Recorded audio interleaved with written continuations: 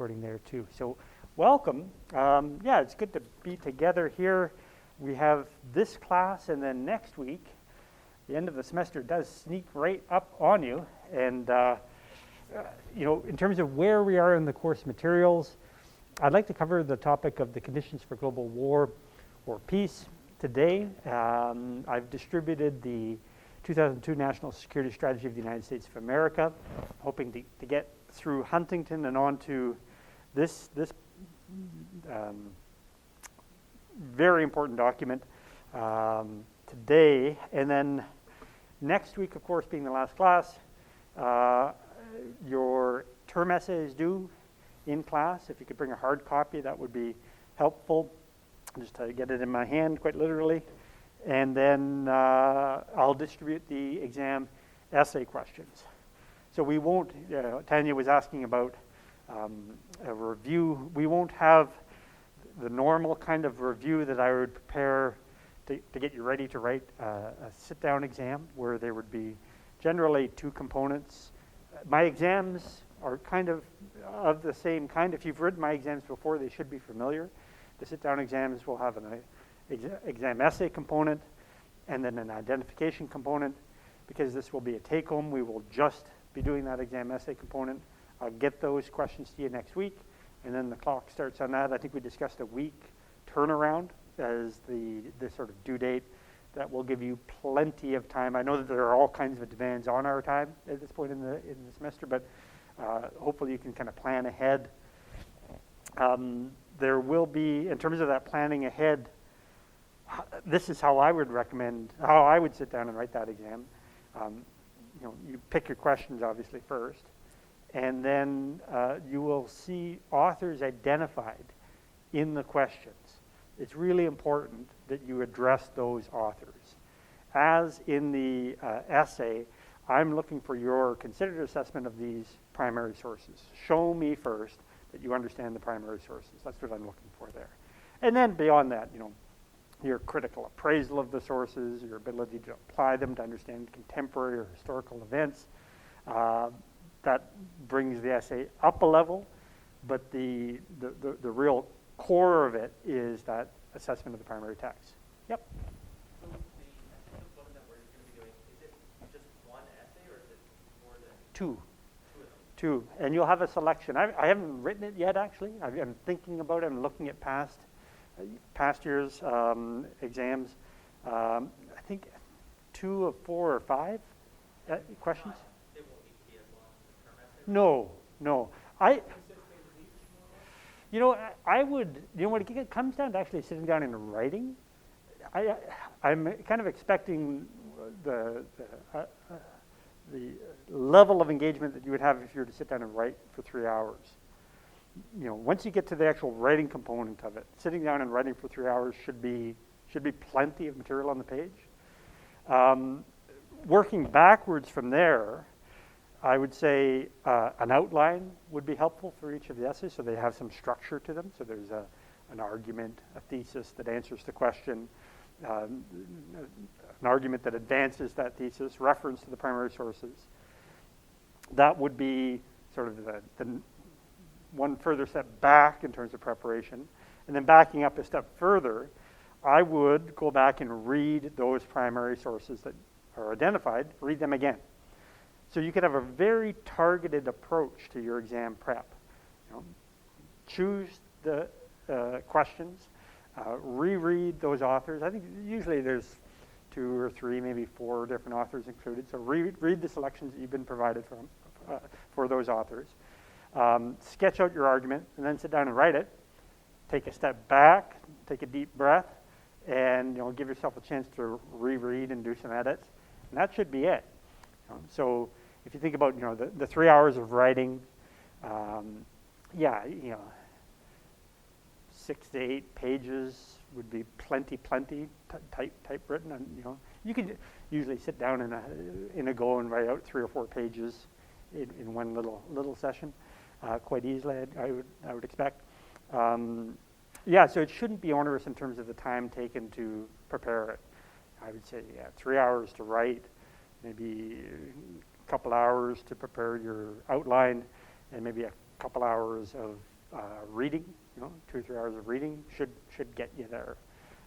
And it's just a matter then of planning that out, planning those steps out, so that it doesn't seem too onerous or overwhelming. I'm hoping it's not. I'm hoping that the questions are obvious, and we'll get to discuss them in class. So if you have any questions about the questions, feel free to ask. We'll go through them together. Yeah? Any other questions on that? So we have the exam, take home, we have the essay, and that's basically it. Yeah, we're all good on that front. And in terms of where we're in the readings, next week we will get up to speed with the readings on terrorism, on international terrorism. So we will cover the majority of the materials from the course, and I leave it at your discretion and your interest to check out those YouTube video clips that I provided from the Agents of Peace project from the Nipissing University Peace Research Initiative. All right. Are there any other kind of housekeeping matters that we need to attend to then? Interesting to see our own MP, Anthony Rota, re-elected as Speaker of the House. I know there was some contestation, there's some questions as to whether a woman should be elected to that position. It hasn't ever occurred in the past, but obviously Mr. Rota is well respected by his colleagues as a fair and impartial individual who knows the rules of order and keep that House of Parliament functioning smoothly. So nice to see that. And perhaps with some influence then for Nipissing-Temiskaming in terms of federal politics. Okay, the conditions for global war and peace. What does war look like in an age of globalization? And when I say an age of globalization, I would date globalization back to the end of the Cold War. That's where it became possible to talk about globalization as such, because that's the first time in human history, thinking back to the period between the end of the Second World War and the end of the Cold War, we had a world divided into two, essentially. So to think about this as a globe, as one world, to think about global politics, properly so called, really only began in that era. And this was a real question through the 1990s. What will the future sources of conflict be? Or are we moving into a kind of rosy age of globalization where people can vote with their feet, where tyrannical regimes will be undone by that measure of openness, and by the increased capacity to communicate the world over so that people can see repressive regimes for what they are. That was one vision of things. That was a kind of Francis Fukuyama end of history vision of things that had some traction and certainly had influence over the neoconservative moment in American politics, which we see exemplified in this 2002 National Security Strategy. Is everyone familiar?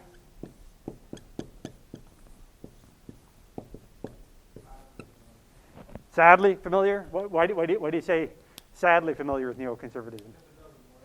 It proved to be disastrously ineffective in terms of promoting these goals outlined in this security strategy. That's true. We see the undoing of our efforts in Afghanistan presently. Rather remarkable. I don't know if you've been following the news on this. We've talked about this a little bit already in terms of Canada's withdrawal, the United States withdrawal more recently, and the effect of cutting off of foreign aid to Afghanistan, along with the freezing of government assets held overseas. Remarkable to learn that 80% roughly of Afghanistan's budget in terms of their revenue was from foreign aid. And the prospects for the Afghan people look particularly grim presently, just in terms of the ability to buy food and to heat their homes with winter approaching, and with this vexatious question as to whether the international community should engage with that regime, prop it up, considering the fact that they came to power by killing Canadian soldiers and our allies, absolutely difficult situation that it is in so many ways a consequence of the failures of neoconservatism, to which we could add the war in Iraq, to which we could add NATO intervention in Libya, as other examples of the failure of liberal democratic states to transform the world according to their image.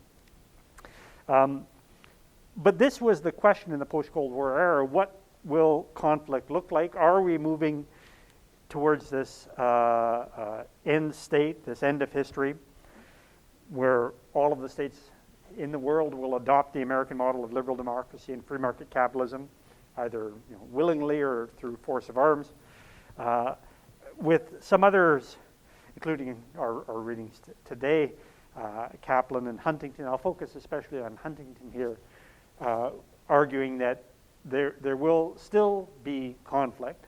The sort of contestation between states cannot be sublimated into economic competition. There will still be conflict. The question is, well, what will it look like? What will be its terms and what will be its sources?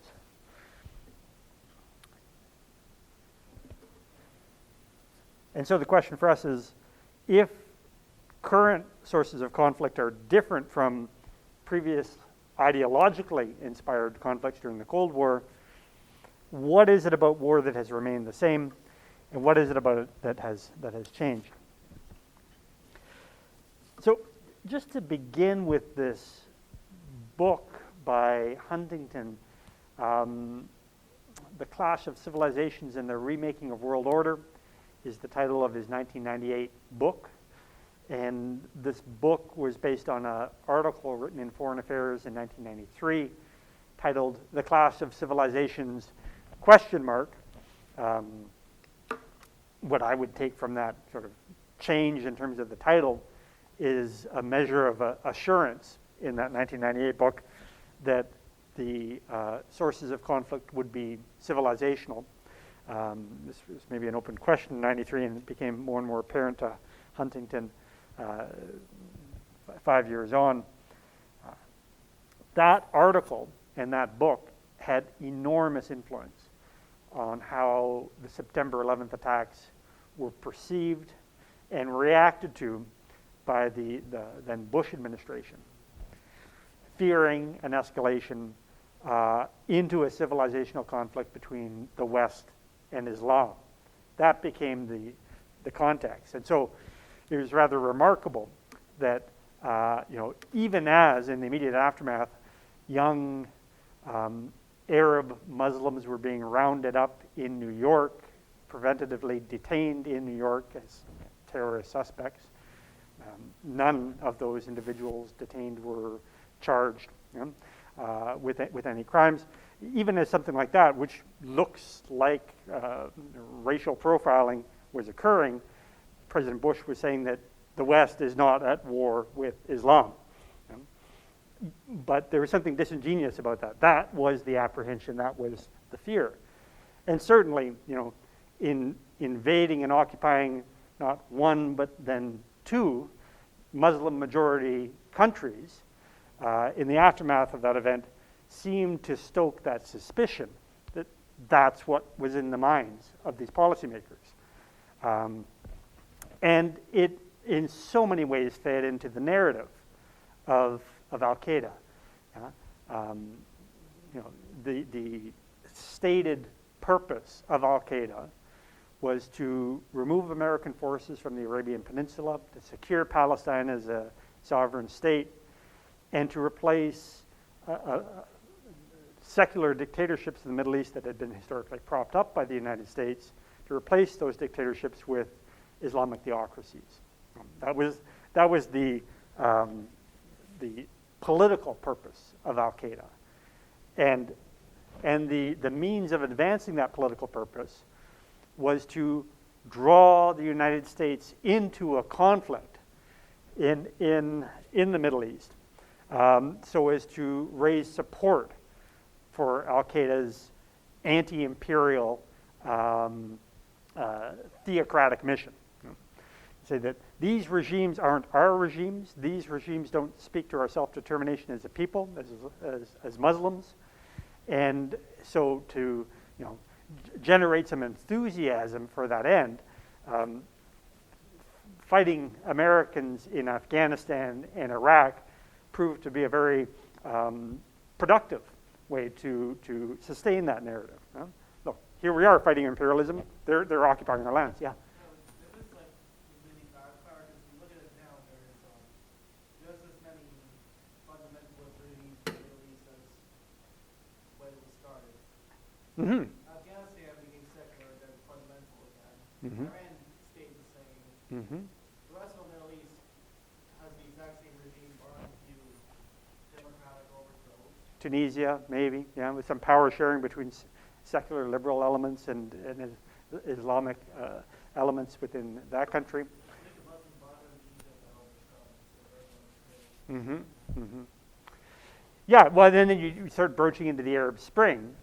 It's interesting you bring that up because, arguably, if that were the intent, of the United States to spread liberal democracy and free market capitalism throughout the world, to make, Iraq a kind of poster boy for that mission, so that the ideas would spill out into the neighboring regimes, that proved ineffective. But perhaps during the Arab Spring uprisings, more could have been done to engage with those liberal elements in Egypt, for example. But there was a real hesitancy to do so. Why? Why was Obama hesitant to be more actively involved in promoting the overthrow of dictatorships from within? Yeah. I mean, I'm not that much an expert, but it would have been way too positive to try and turn it into a curve that we see more in the last 10 years. Yeah. That was a big part of it. The being bogged down in Iraq and in Afghanistan didn't contribute any great enthusiasm on the part of the American people to get involved in another Middle Eastern conflict at that point. Now we're in Egypt, great. Mm-hmm. And think back to Joseph Nye's argument that the actual use of American hard power diminished its soft power.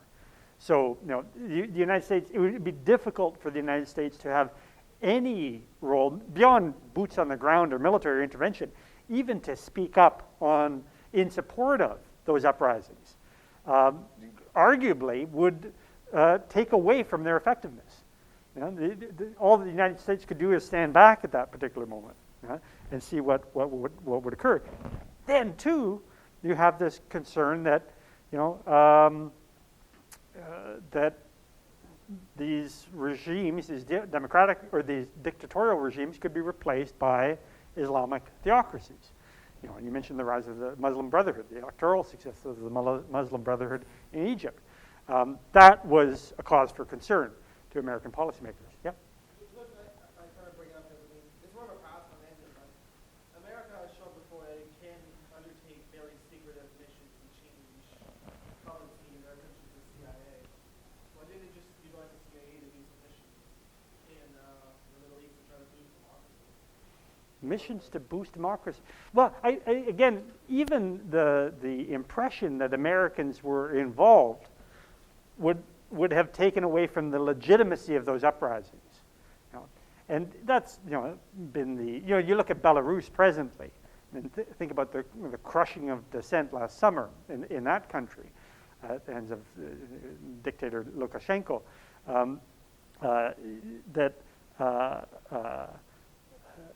The argument made there in defense of that crushing of this uprising is that this was an astroturfed uprising, that this wasn't an authentic expression of the will of the Belarusian people, that the NGOs that were operating in Belarus were agents of the West, and so the Belarusian government was acting as an expression of self-determination by crushing this foreign intervention. The Russians say something very similar about the Ukraine president. Yeah. It's not very easy term, like, all right, so it's an astroturf. Let them vote, we'll see where the cards fall. Sure. Well, and then the claim is, well, 80% of the people voted for the dictator. You know? But how do you explain these massive street protests then? Has anyone seen? Because it's very hard to do civil dissent when you're one person in a voting booth with a guy with a shotgun right behind you. And their tactics there were just outright brutalizing of dissent. You know, mass arrests, the beating and torture of political prisoner, and the invalidation of any of those who would speak out against the regime politically or in the streets. But again, you know, to bring it back to the Middle East, and the question of, well, why didn't the Americans intervene in this way or that? It may be that after Iraq, after Afghanistan, the mere presence of American interests or support, even just vocal support, could take away from the from those uprisings from within. And contribute again to this narrative that there's somehow an existential conflict between the West and Islam. Again, that is the narrative of Al-Qaeda and now ISIS and its offshoots and affiliates. And that was the concern coming out of Huntington's piece in terms of what post-Cold War conflict would look like, that it would turn into a fight between political Islam and the West. Yeah. Since America couldn't support those Arab Spring movements, why didn't we see the broader Western world, the Canada and Germany, with non-imperial power for no reason, to supporting themselves?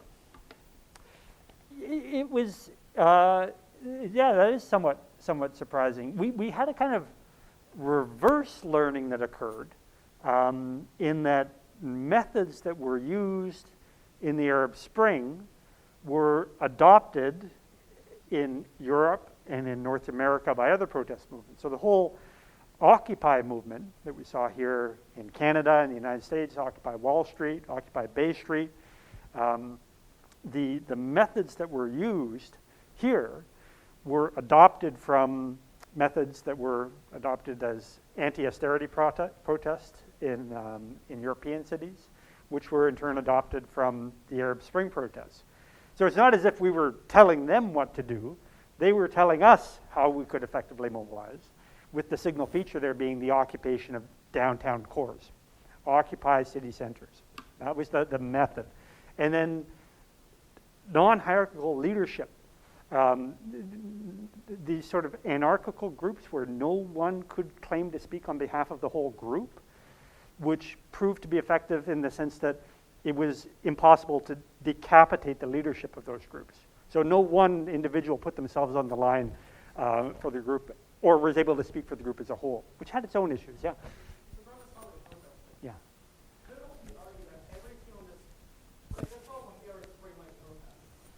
Could it be argued that every single one of them didn't really serve their main goal compared to the older types of protests seen within the 20th century? Because we compare, say, Black Lives Matter to the Martin Luther King movement. The civil rights movement was far more effective than Black Lives Matter, which is already there was a central figure that was pushing through core policy. While Black Lives Matter is a very theoretical thing that is really good at mobilizing people, but it's been, 5, 6, 7 years of this movement, and there hasn't been any real gain since this movement created. There's been no legal thing like what Martin Luther King did in half the time. I think what's happened is that the discourse has changed. You may be right in terms of institutional change, although just recently our university signed a charter committing the institution to solidarity with the Black Lives Matter movement, investigating ways in which there is systemic racism within our institution. So that's one way in which these movements can affect change, by shifting the discourse, by saying, here's what we're going to be talking about now. You know? And so in terms of the Occupy movement, you'd say, well, what did they do? You know, they cleared cleared these protest encampments, but we saw the presidential campaign in the United States where talk of the 1% became prominent. That became part of the political discourse. Economic inequality became a central part of American political discourse following from that event. Yeah. It's all right that the discourse has changed, but the discourse has changed. There's no actual policy changes. Mm. What was still a big problem? But I'm just trying to find out, like, Mm-hmm. even back in the 20s and 40s, or even before, these big discourse, not these big institutional movements that would change laws fairly quickly. Mm. Even after the Occupy movement, South the Black Lives Matter, even the Indigenous protests, and forget the name of the group, it doesn't do anything. The government, they just kind of wait for the crowd to dissipate and then nothing changes. There's nothing to keep the crowd there for an extended period of time. So the protesters don't know crisis to crisis. Mm. We'll lose the support in between each one.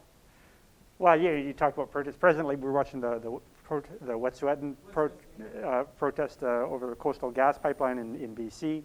I would think about that particular protest in the context of protests against other pipelines in Canada and the United States. Keystone XL is not moving forward. There's the debate over the Line 5 pipeline through Michigan that is being pushed back on by the governor of Michigan. We had the Trans-Canada pipeline that was pushed back on by protest groups here. These narratives align. There are kind of overlapping affinities and interests here. Even if you don't win this particular battle, the idea is that you're playing this long game. It's in many ways the Kantian position, isn't it? That political change happens most effectively through gradual reform rather than through radical overturning of institutions and violent revolution. And Egypt is a fine example of that. Look, what do we have? We've got another military dictatorship. So just change the figurehead, change the name, but the system is the same. And that's Kant's argument that violent revolutions replace one tyranny with another. And only through calling authorities to account, through political discourse, can we have this gradual reform by shifting the nature of the discourse itself. This is where the power lies. Has anyone chaired a meeting or been on an executive that would prepare agendas for meetings? No? There's something really powerful about being able to prepare the agenda. What are we going to talk about? What are these matters of importance? What are we going to decide on at this particular meeting? That's what I mean when I talk about shifting the discourse. It has that kind of executive function, or the chairperson function, just by saying these are the things that we should be talking about now. These are the grievances that we'd like to air, or the problems that we'd like to address.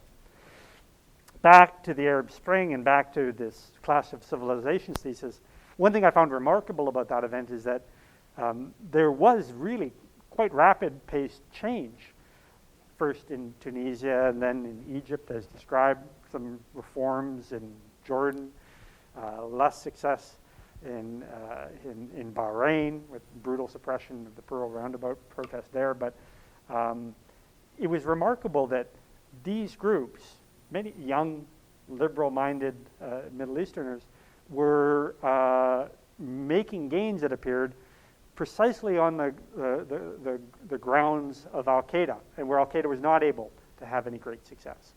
Recall that the narrative, the key narrative of Al-Qaeda was, these regimes aren't ours, these dictatorships have been imposed upon us, and so this anti-imperial message is an effort to reclaim that power to self-determination. It appeared for a brief time anyways, that if Al-Qaeda couldn't do that through force of arms and through acts of international terrorism, the protesters in the streets occupying those public spaces as being suited by right and reason to the expression of dissent, they did achieve some success with the significant sort of backslides, especially in the case of Egypt, but with successes nonetheless. But the big picture here is whether the West and Islam are essentially at odds.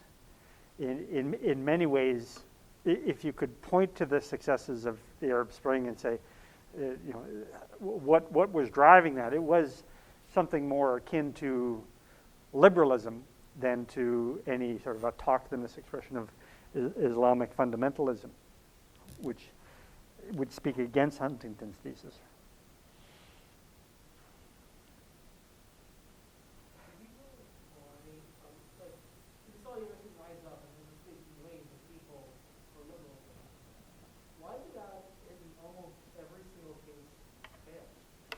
Yeah, interesting. I think in the case of Egypt, just to focus on that example, it's because these young liberal-minded protesters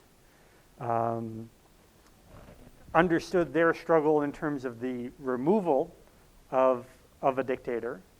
Out Mubarak, out was the rallying cry, and there wasn't really much of a plan for what would come next.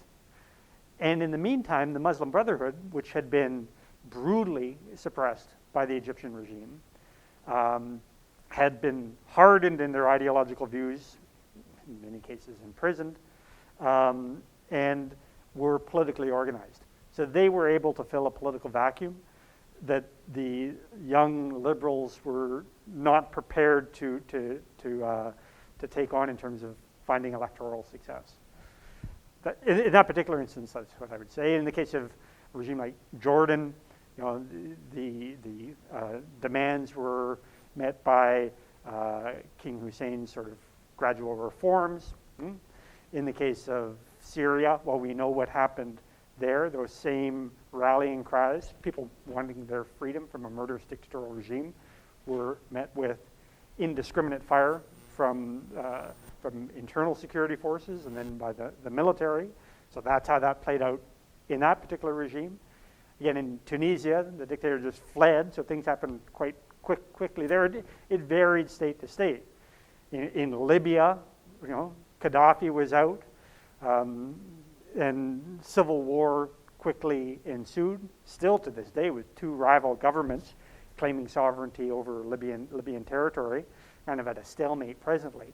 I mentioned Bahrain before. It just brutally oppressed its people and quashed the uprising. It really depended on the regime. So to say that the Arab Spring failed, I think is a gross overgeneralization. I think that there were successes and failures, each to their own regime, and then there was a learning from those experiences adopted into Europe and into North America. So the reality is more complex. Yeah. This time it's gone, yeah, you've been through all these different countries. Not one of them actually made a successful democracy. Even the Arab Spring was in like, it was at least a dozen countries. Mhm. And each one of them was cracked down or at least disseminated in its own way. So you would think at least one of them worked. Again, Tunisia, there was power sharing between liberals, and remains to this day, and Islamists. There are protests presently, but I think has more to do with COVID restrictions and responses along that front, with that layer of complexity added. And there were reforms in Jordan. So, this is there is no single answer to that question. And I think that the big success was to reinvigorate these anti-authoritarian discourses, paired with a concern for economic marginalization and economic inequality. We heard and listened to the Out Mubarak Out chorus cry from Egypt, and I think in part because the public square where the protests occurred was well covered by foreign journalists who had ringside views in adjacent hotels. That was the story. Arguably, the strikes by the port workers in the port of Alexandria had more to do with bringing down the regime. Unions had a real influence on bringing down the regime, with the concerns of the Egyptian people being not just authoritarianism, but with the immense graft. When you talk about the deep state, kind of a, pardon? Graft. People in power were using their political power or their military power to make money for themselves. You had generals owning industry. This was part of the complaint. And that mobilized people to get out and protest and to strike. And when the port of Alexandria was shut down, that had a real sort of chokehold effect on the regime. So, Alexandria or graft? How do you spell that? Graft? It's a good word to know in politics because you see some examples of it. Okay. Um, Anyways, long and short of it, this is to say that, you know, considering this clash of civilizations thesis, in many ways that Arab Spring addressed some of the root causes that Al-Qaeda claimed to be able to confront largely unsuccessfully. All right. So back to Huntington, and Huntington speculates through the mid-90s that the boundaries of global politics after the Cold War will not be defined by ideology, will not be defined by economics, will not be defined by nation states, although nation states remain and have some significance still. The boundaries of global politics after the Cold War will be defined by culture. Globalization, according to his view, will not produce a sort of unified world of self-satisfied, westernized consumers eating from the trough of the same global economy. There will still be differences. And these differences can be roughly grouped, according to Huntington, as civilizations. So what, in his view, is a civilization? Yeah? I guess that would be a good person to bring in for my paper for my magic class, would be what was the concept wasn't. Could be, yeah. Is that okay if you hold it as source? You could if you feel comfortable at this point in the writing process. Yeah, I would. The one caution that I would offer, though, and this is kind of a critique of Huntington, is I think Huntington confuses in some ways culture and civilization. That these ideas are distinct. Yeah. You know, you can say someone is cultured and that they're civilized, and there's something similar about those meanings. Yeah. Yeah. Yeah. Again, is it a waste of time to bring in somebody that you don't necessarily agree with? But there's that too. Yeah. Do you want to contribute to this narrative? Yeah. Kind of build on like Nietzsche. I think it's called Change About Cultures idea, where Nietzsche, you're Nietzsche in some way, by the cultural great man you live around. And that's Mm. this is beautiful. Mm. It's probably talking about like Plato, I guess philosophy, but you can always take that train of logic and you're tainted in some way by society in which you're born. You feel really very close on how you live. Well, yeah. Except it really depends. You know, on the extent to which you encounter difference in your life. You know? Civilization and culture, again, Huntington uses them as equivalent terms.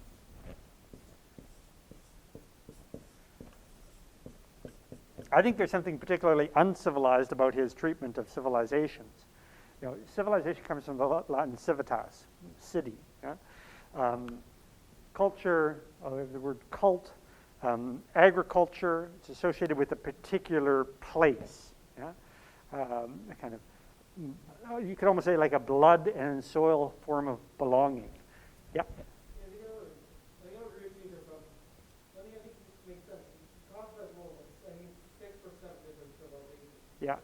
But I think I point out, I probably have more in common with someone who lives in urban Tokyo Hmm. than I would with someone who lives in rural Mississippi, New York. That's interesting. Like, all three of us are different people, but I probably have more in common with these fellow urban people in Tokyo and London or in Berlin or in St. Petersburg than I would have this racist rural farm worker in Mississippi.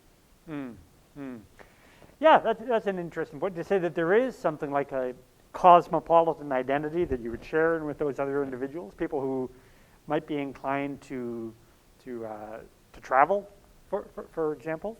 I remember going to, where were we? We were in Colorado, little town in Colorado, and talking with our waitress at a little diner, and describing that we were going down the road to this next park, and she says, "Oh, I wouldn't go that far away from home."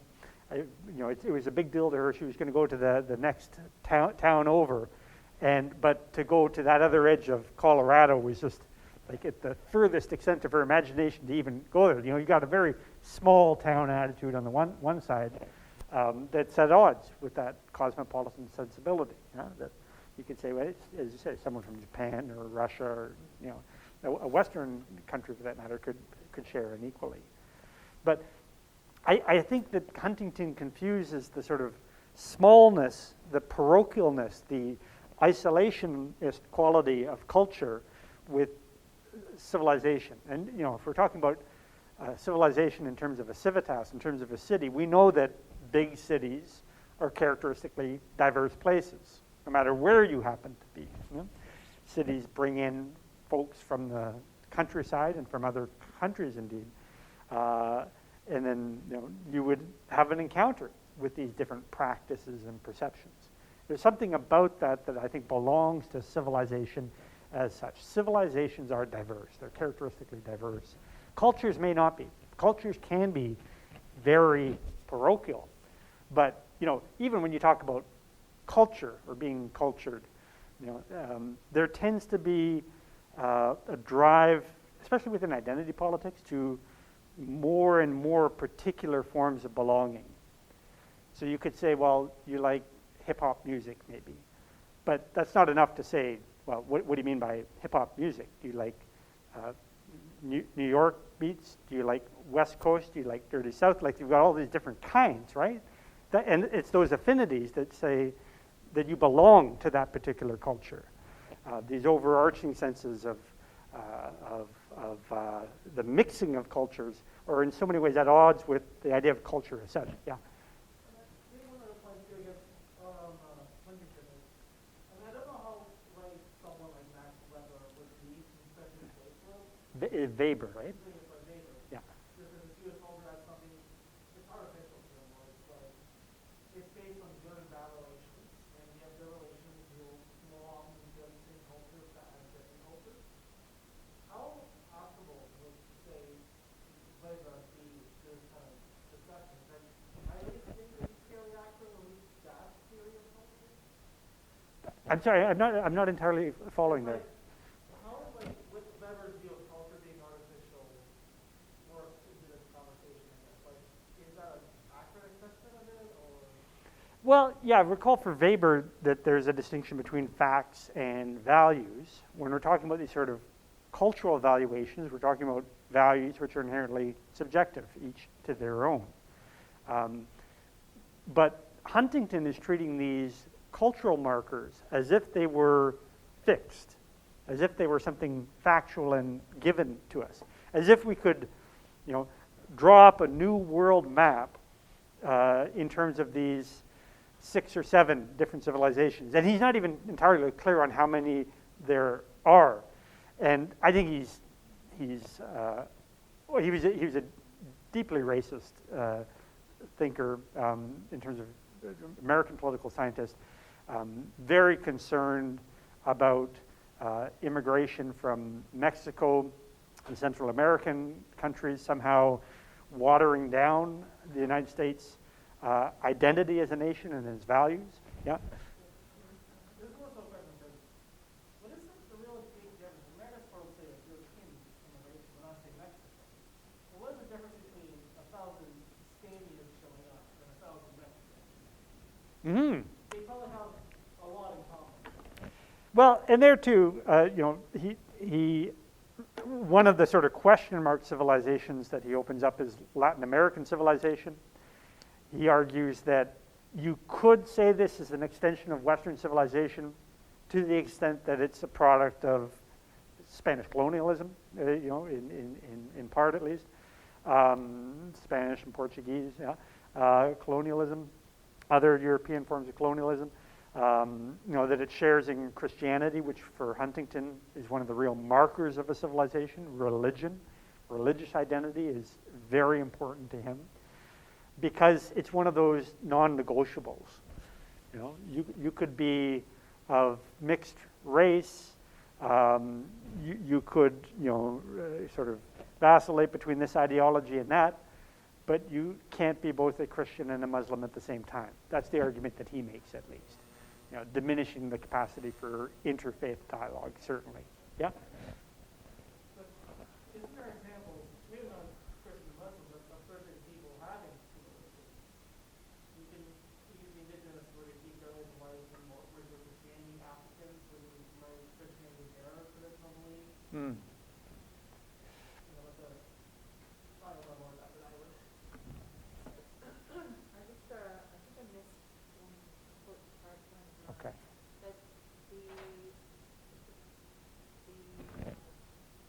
I guess what will not be defined as by ideology, economics, what was the other thing? Or the nation state. Yeah. Our conflicts will be defined by our civilizations. And this civilization is the broadest possible identity below human being. Huntington says that kind of identity is not particularly important. You know?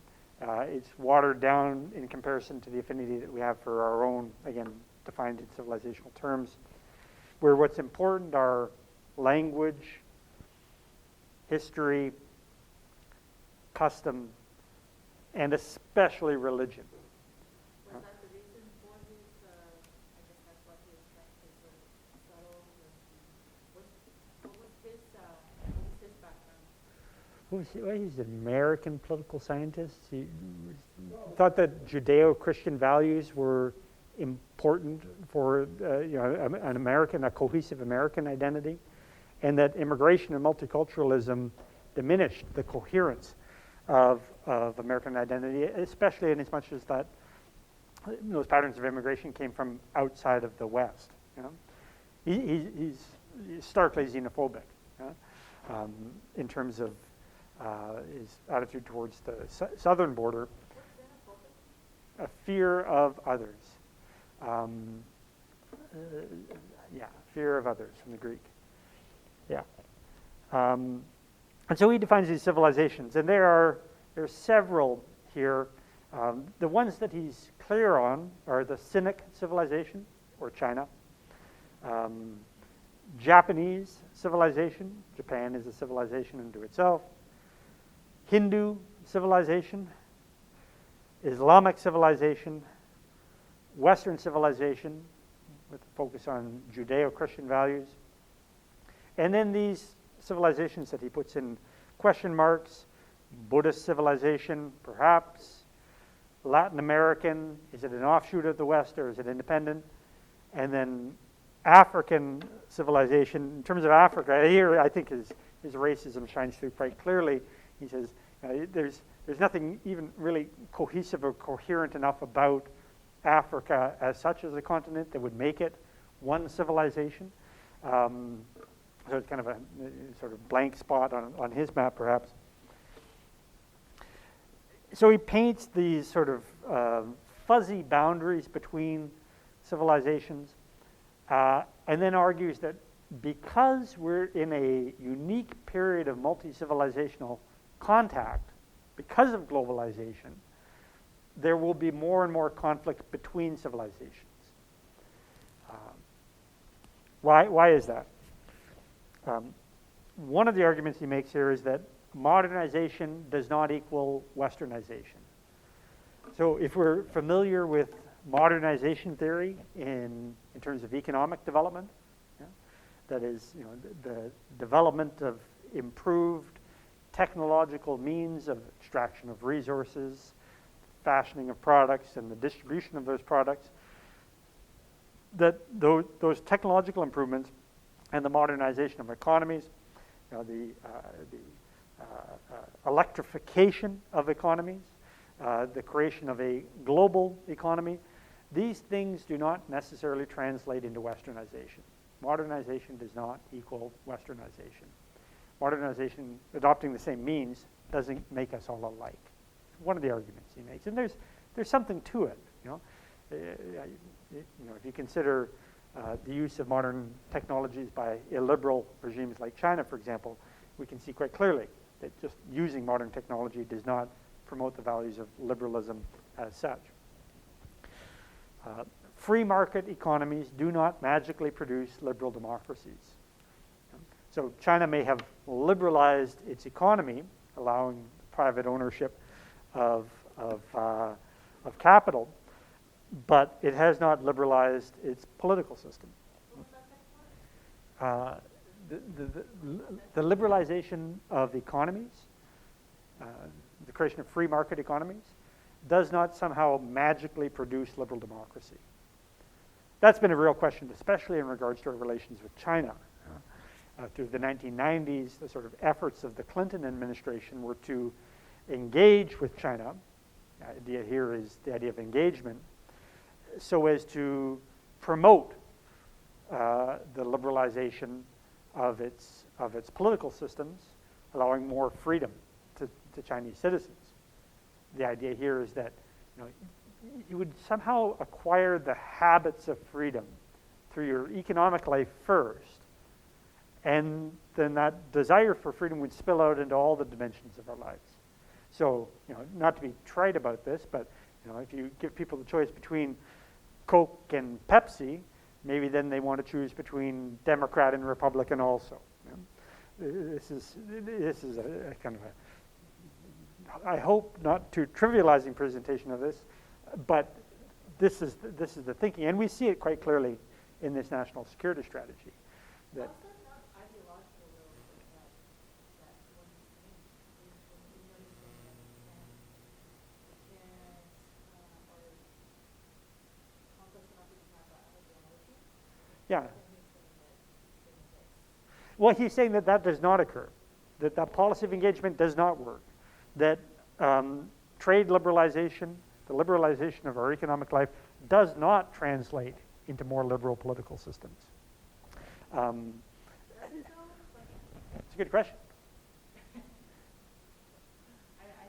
think that's what a lot of the conflicts are about, when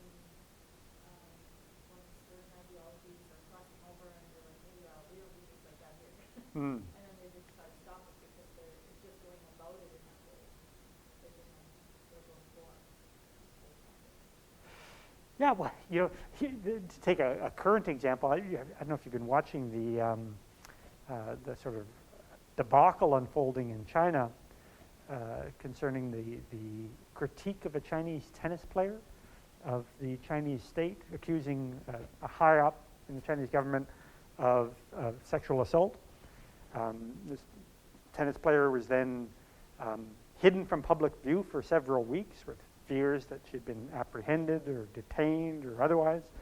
And with the IOC just recently, head of the IOC, Thomas Bach, having a conversation with her, she assures the world that she's fine, and she retracts her complaint of sexual assault against this higher up in the Chinese government. The thinking here is that, well, through engagement, through having the Olympic Games in China, these habits of freedom that we have, for example, that you can criticize political authorities and call them to account, that will be one of the benefits of that engagement. But that does not seem to be occurring presently. Any mention of her is scrubbed from all Chinese social media presently. Indeed, any mention of the person she's accusing doesn't come up in Chinese social media as well. And again, she's apparently recanted on her accusations. That speaks against this idea that just by engaging with authoritarian regimes, that this will have a kind of a corrosive effect on those methods of oppression. With a real, again, vexatious question for Canada and other countries now as to whether we continue. Do you engage then with those authoritarian regimes if you know that it doesn't result in a change in their behavior? Do we somehow validate those regimes? We're concerned about validating, legitimizing the Taliban in Afghanistan. Should we be concerned about adding to the international reputation of China, given its treatment of its own and of marginalized populations within that country? Yeah, please. And then we can get esoteric, too. So it's interesting. Huntington, in a way, is criticizing this idea of engagement. He's criticizing the idea that modernization equals westernization. he says there is no universal civilization except maybe for an elite kind of Davos culture. A Davos culture, referring to that annual meeting of the world's elite in Davos, Switzerland, to discuss what issues are confronting humanity. And so Huntington is rather dismissive of that cosmopolitan identity as being representative of anyone beyond those elite interests. Yeah. Okay, so, I mean, he's saying no, but there is, right? There is a Davos culture. Yeah, people do get together in that mountainside village and talk about what we should be talking about, back in our respective Why countries. consider none and then other than this? He has to identify that people do get around. There is something like this complex interdependence that's created when people talk with one another. Our expectations, our values, our practices, our perceptions, over time become more and more alike, even just by going to conferences. This is why we have these conferences, like the COP conference, for example, so that people can get to know one another and hopefully want the same things over time. He's saying that that's an elite culture.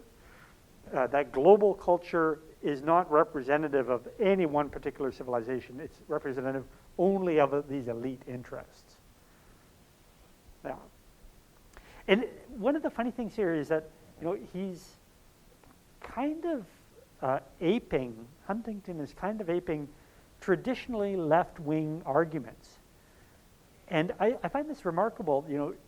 Many of the sort of anti-globalist arguments that we hear presently from the far right were voiced in the late 90s and early 2000s by the alt-globalization movement, or at the time it was sometimes called the anti-globalization movement, which argued that globalization served elite interests, that it didn't serve the interests of the people, that it resulted, for example, in American auto workers being out of work and the creation of a Rust Belt in the United States, and that states should do more to protect the rights of their workers, to protect their environments, and to uphold human rights domestically, because companies are not willing to do those things.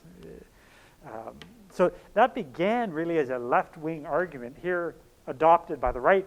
Huntington, similarly, is taking the sort of identity politics that have been often associated with the left and bringing them to the right, and saying those are elite interests, those aren't the interests of the people, evoking a sort of not blood and soil nationalism, but a sense of identity based on shared values, especially shared Judeo-Christian values within the West.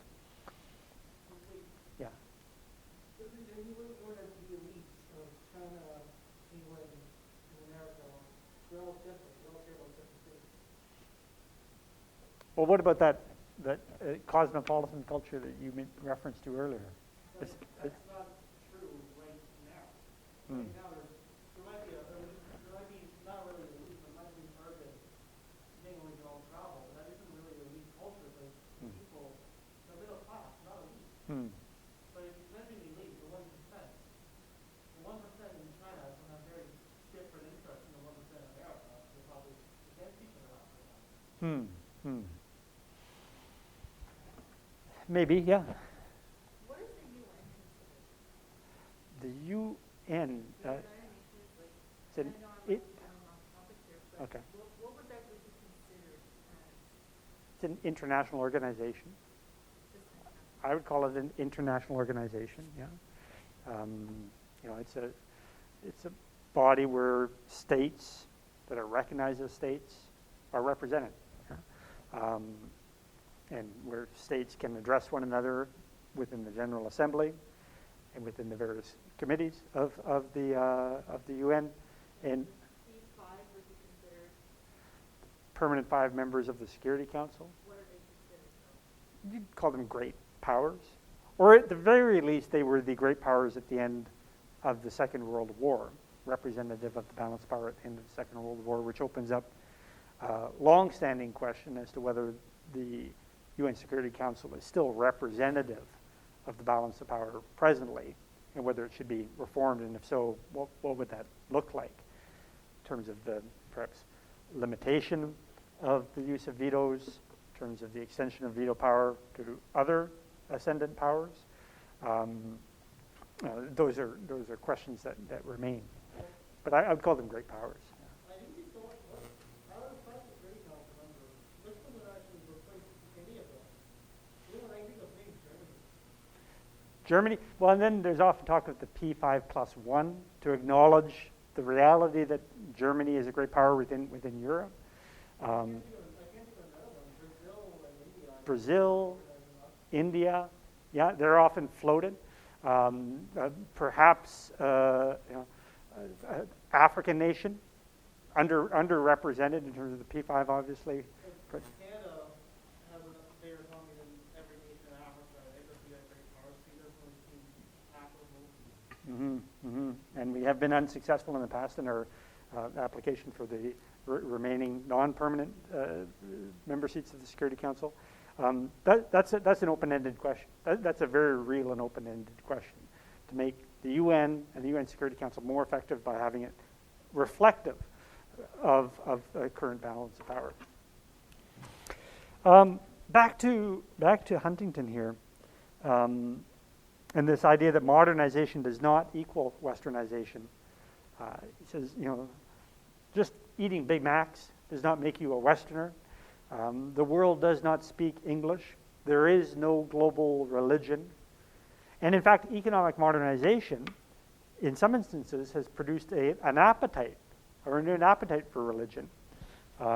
That patterns of urbanization and the rupturing of traditional ties at the village level through that process of urbanization have opened up an appetite, especially within the Islamic world, for a renewed place of religion in terms of the public, alongside of the social value of religion in the absence of strong states, the capacity to provide education, healthcare, and welfare. Political Islam has been adept at stepping in to fill that void in instances where states are incapable of performing those functions. The other sense in which, for Huntington, this is true, that we're not moving in in the same direction. Western universalism has tended to produce reaction and conflict, pushback, because of its association with imperialism and colonialism. This is a kind of reactionary modernism where religion is fielded as a response to the moral relativism, the consumerism, and the self-indulgence associated with Western civilization. The claim here is that there's something missing in Western civilization. There's a kind of a gap that only strong religious belief can fill. So if we're just stuck, if what's being offered up is this morass of mindless consumption and a relativism that goes along with it, as long as you have the money to pay for it, whatever pleasure you like is yours. I think religious affinity, the idea that there is a greater good, the idea that there are causes that are worth fighting for, fills in that gap and promotes a kind of sense of superiority. You see this in sort of renewed forms of Russian nationalism, for example, perceived weakness on the part of Western civilization, and this is, I think, in part why Russian agents and their proxies have been involved in terms of disrupting civil discourses in Canada and the United States. It's been interesting to see that in terms of that online interference in our elections and our civil discourse. Russian actors have been all too eager to play both sides of those debates, stoking the alt-right at the same time that they're stoking the Black Lives Matter movement, to show how dysfunctional Western civilization and an open society are. You know, again, one of the characteristic features of an open society is that sort of dissent, those vigorously debated questions can occur in public. Of course, authoritarian regimes aren't keen on those sorts of debates and discussions occurring, which is why they're treated often so brutally. And you know, all this is to say that for Huntington, different civilizations will clash over time, as civilizations will rise and fall. Why? Because the differences between civilizations are, in his view, fundamental, especially to the extent that they're traceable to religion. And that the ideology of liberalism is too weak a bond to hold the world together. Yeah. There's one thing I was thinking about, because my inner story is kind of yelling at this, because it seems like way too universal, not like it's real truth. I can count hundreds of examples of a society or culture or civilization that has completely changed ways. Well, that's it. You know, again, civilizations rise and fall. He's not making a claim that these are subspecies aeternitatis, that they're not eternal things. And so the idea that a civilization could change, I think he would be amenable to that. That's not deeply problematic. And the boundaries between them change as well. You know?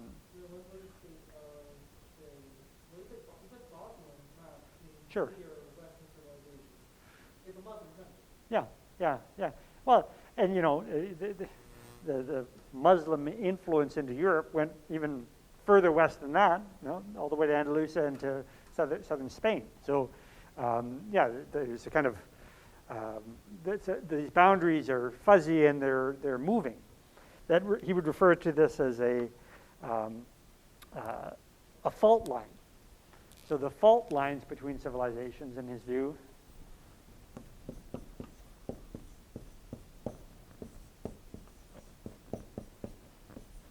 are the sources of conflict. So when you find those places where you have Muslims and Christians living side by side, or Muslims and Hindus living side by side, in his view, in Huntington's view, that's where you'll find the potential for conflict. So, Canada is a giant fault line?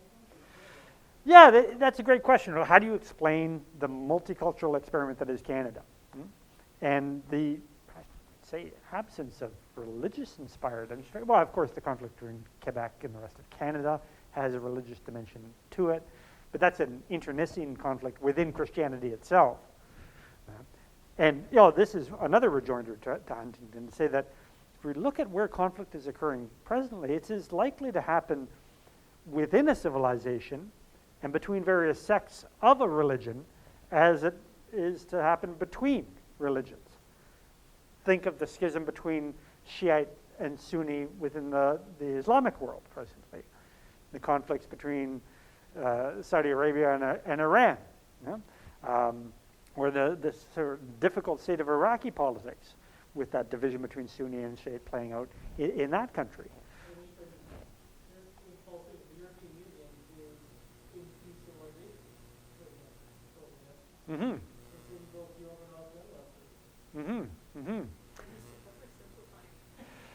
Yeah, he's painting in very broad brushes here. He certainly is. Although I think he admits that if we want to see the world in one view, we need to simplify. We need to generalize. And that's what he's trying to do after the end of the Cold War. Yeah. Even still, it's far easier and better, because if you do these kinds of conflicts, I think it's in areas where there's more intolerance. Areas where there's more tolerance have less conflict. Look at the European Union, which is between civilizations, Europe and Western, to a less tolerant society, let's look at the Middle East, where you have the Cold War between Iran and Saudi Arabia, because they're not tolerant of each other's culture. Or within China, you see China very tolerant of other Asian powers encroaching on it, or Russia, because they just tolerant of all its neighbors. So you have America, which is a society, it's kind of rough right now, like they're very tolerant to their neighbors' borders. America hasn't really seen an extent this war within America for hundreds of years. Yeah, there are very significant differences between open societies and closed societies, between liberal democracies and authoritarian regimes. Perhaps those political distinctions are more important than the distinctions between religious affinities and these civilizational markers. There is no shortage of criticisms of Huntington. He's one of the great whipping boys within political science. It's handy to have a horse to hit this way, you know. He raises the ire of many within the discipline. There's like a whole sort of field industry of critiques of Huntington. Yeah. Is he still alive? No, he passed away not too long ago. You could look it up. You'd know it. Was it 2015? Did he ever write a follow-up to Clash Civilization ever before he died? Pardon me? Did he ever write a follow-up to this before he died? No, his last book, which I just read a review of, I didn't read his last book, was xenophobic treatment of the American border at the south. That became his interest in the last years of his life as a political scientist, keeping Mexicans and Central and South Americans out of the United States. 2008, not too long ago. Doesn't look like that smart of a guy. How do you make that assessment? Seems like a conservative, very, Oh, he's very conservative, you guys, arch conservative. yes, Mhm. Looks like a Republican senator. yeah. Mm. Like, if I had to describe it, looks like he's like in Mississippi, trying to like say, hey, little white people. Mm. So what do we make of this argument then? Is the West in peril from other civilizations? In peril. It is endangered, and specifically in his view, is the West endangered by China and Islam? Those are the two threats. And just keeping in mind that, you know, again, we're painting in very broad brushes here, but in my mind, what Huntington is trying to do is an old Cold Warrior. You know? He's trying to recapture that sense that was immediately present to American policymakers and political scientists through the Cold War, that you could understand the world in one view within the rubric of an ideological conflict between two rival superpowers. He's trying to recapture that simplicity of vision in a post-Cold War order. Yeah? Is the West threatened existentially by China and Islam? Yeah. Well, I think as neoconservatives prove, Huntington's idea of civilizations is actually probably more disastrous than civilizations itself. I think Hmm. the West's biggest threat is within themselves in becoming extreme on their own. Because I think Western civilization, at least in its framework now, it's not about religion, it's not about identity, it's about freedom, it's about compassion, it's about everyone being a part, being rational individuals. And I think the West pushing in this direction of alienating their culture is destroying itself. So the West is an expression of the modern Enlightenment project, with associated kind of political and economic and social liberties attached, perhaps. Yeah, Tanya? I was going to say, I guess that the arms races, like I guess what I think would be something important in the post-Cold War time is that if it has something to do with power, or at least existential, that would be the only thing with history and Well, and okay, so this is important. Yeah, let's bring this into real terms in the sense of a threat assessment. And that's what he's doing. He's looking around saying, where will the future sources of conflict be? Nuclear arms remain a real pressing concern. But in the absence of a superpower rivalry between the Soviet Union and the United States, that standoff looks less dangerous. Perhaps we should be more worried about the nuclear standoff between India and Pakistan, than those two neighbors that have fought conventional wars, continue to engage in border skirmishes in Kashmir. That is a concern. Although, one way to address that concern after the end of the Cold War is to do away with those weapons. to realize what was referred to at the time as a peace dividend. Peace dividend. The logic here is simple.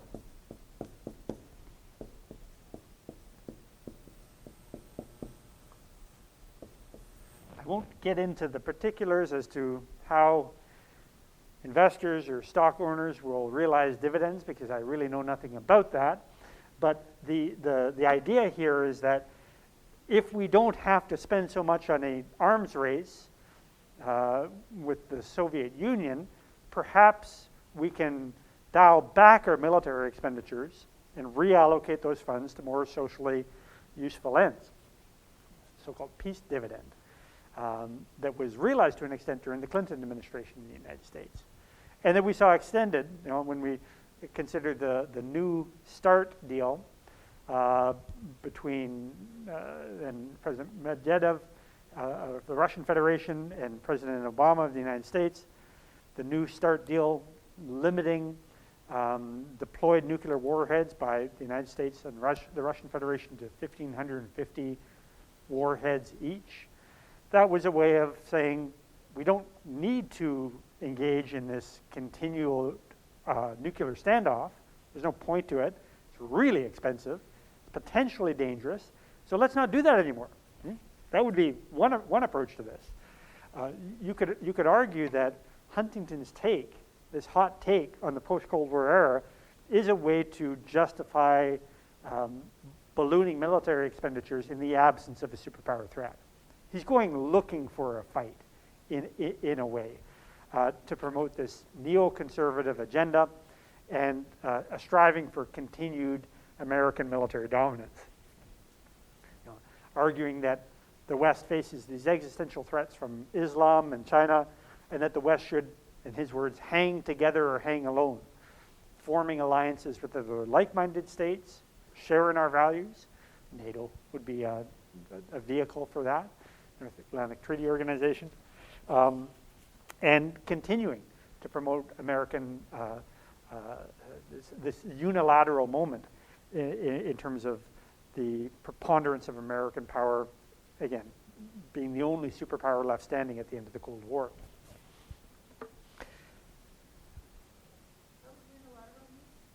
I'm sorry, unipolar. Yeah, thank you.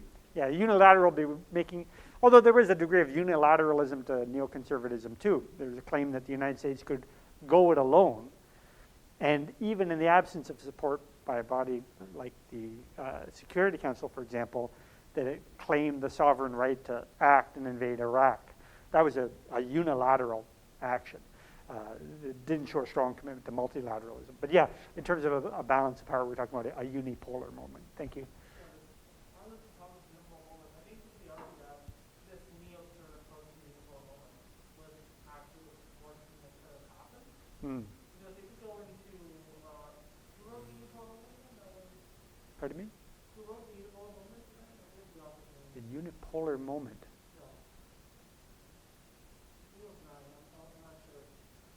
Basically, the unipolar moment is just not going to last forever. There's only another age where now how's going to show up.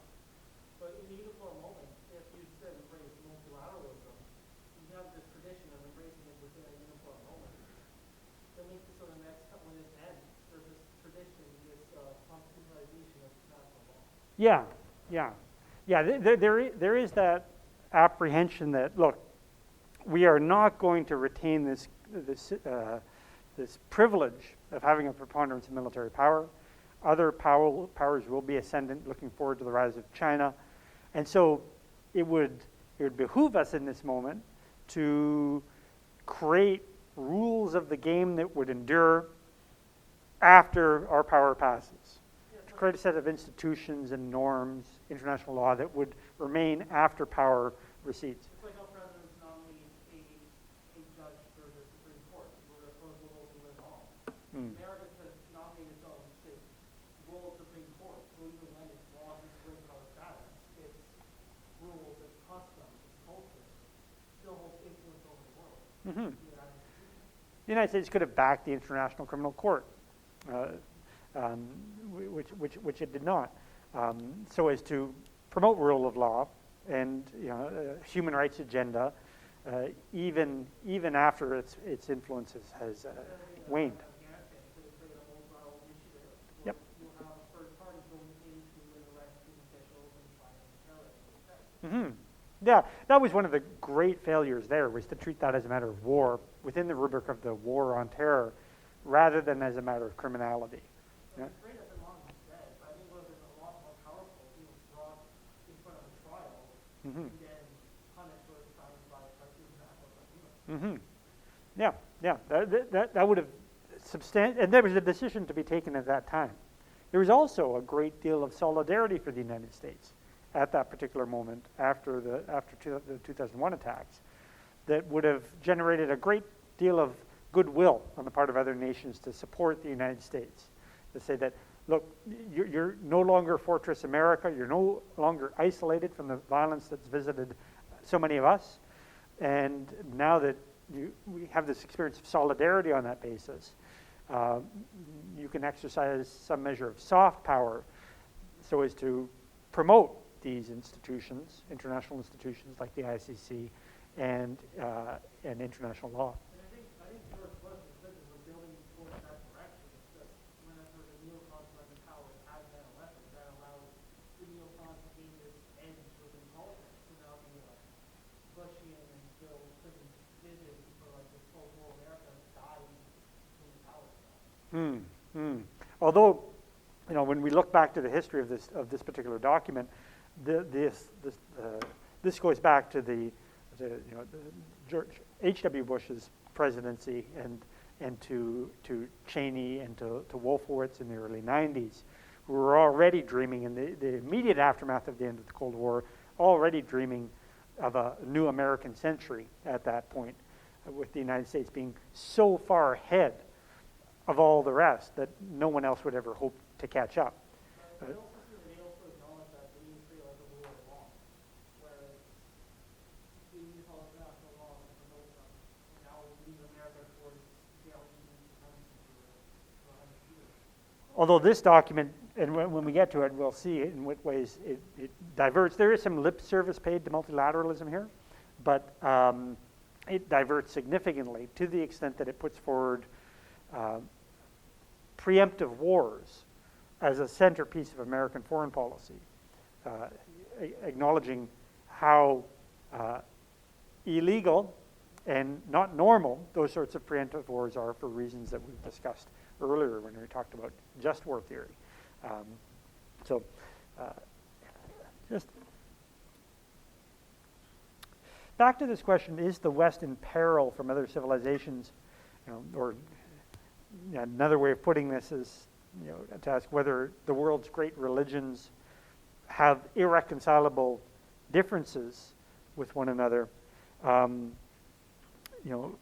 Huntington, I'll quote a little bit from the text here, from the book. He writes, "It is human to hate. For self-definition and motivation, people need enemies. Competitors in business, rivals in achievement, opponents in politics. They naturally distrust and see as threats those who are different and have the capability to harm them." How would we respond to this claim that civilizations, members of different civilizations, have a natural tendency to hate one another and for their differences? How would we respond to that rather brazen claim that Huntington is making here, that it's natural for human beings to hate? That we begin with difference, and then once we start encountering these differences through globalization, through increased contact between civilizations, that hate is naturally stoked in us. How would we respond to that claim? So rather than the small person is the fear, I guess the fear of the fact that it's the fear that we should have the sovereign power. He's saying it's hate that we should Yeah. establish what the aiming for. That's our basic political motivation. And that is the source of conflict, according to Huntington, is hate. and hate between civilizations, especially between religions. Unlike, yeah, it's an interesting contrast with Hobbes. Hobbes is arguing that all of us are essentially the same, that we're all fundamentally self-interested individuals, no matter who we may happen to be, given our heritage or our religion or anything else. In many ways, Hobbes wants to remove all those discussions from public discourse. He says, yeah, those are incendiary discussions. Let's remove religion from politics, and to the extent that there's something like religion, it's the state, what he calls the mortal God, which has the power of life and death over us in the same way that God might. Yeah? But otherwise, no, let's not have those discussions about the good or about God or about values, because we can't agree on those. What we can agree upon is that we're all individuals, we all value our continued self-preservation, and we fear untimely violent death. Huntington is saying that what's most basic is our hatred of others. So usually Hobbes saying the opposite, where Hobbes is saying what's not that's religion. Mm-hmm. Because of the, I guess that's always going to be, I think there's always going to be conflict there. Mm-hmm. Where Huntington is saying, no, let's contest all these religious differences. Let's emphasize that there is real difference, that there is real hate, that those are important lines to be, I guess, I don't know. I feel like he's drawing more lines than he's maybe more of the going back into, I guess, the time when religious powers were more common. Well, he's trying to come to terms with the realities of globalization, which seem to transcend the borders of nation states and situate nation states within this larger context. But the question then becomes, well, what is that larger context now? It's not ideology anymore, as it was during the Cold War. Can we group sort of affiliated states together according to their shared heritage, language, and religions? Yeah. Well, so is he going back then? He thinks that this is a consequence of globalization. So in that sense, it's going forward. But he is recalling a source of identity that is ancient. Yeah. How so? Mm-hmm. Mm-hmm.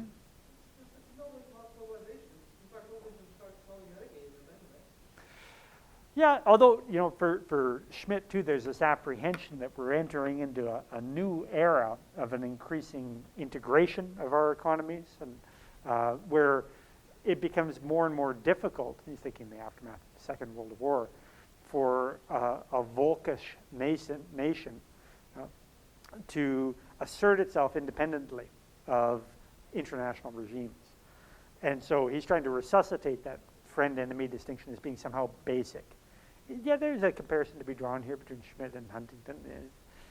But for Huntington, the basis of identity and the source of hatred is cued by religious affinity. That's the argument that he lays out here. All right. Should we take a little break? I wish we didn't. No? Let's just get good. Okay. Okay. Let's press pause on this then. We can come back to it.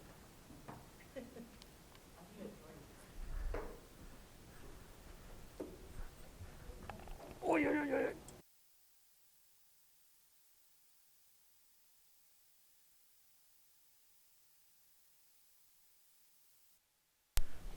we'll press play on this one again too. We're recording there too. All right. So,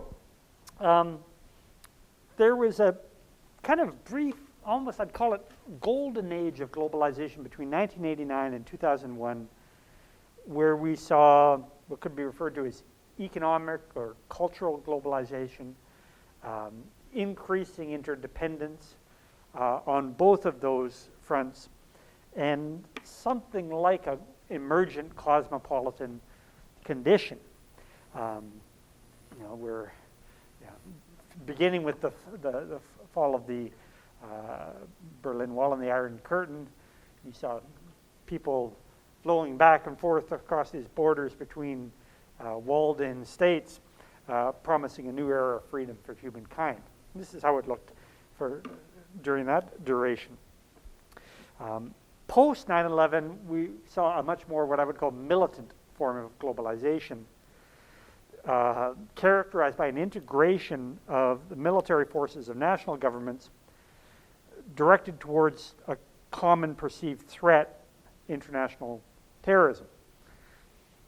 Now, globalization does not mean that the state withers away, since the state retains its function as a monopoly on the use of legitimate violence. Rather than disappearing altogether, I would argue that the state was in many ways reduced to its bare function as a sovereign power unit. It was reduced to its function as a Hobbesian state, in such a way that it remained the responsibility of individual states to police their populations, to prevent civil war, and to root out terrorists.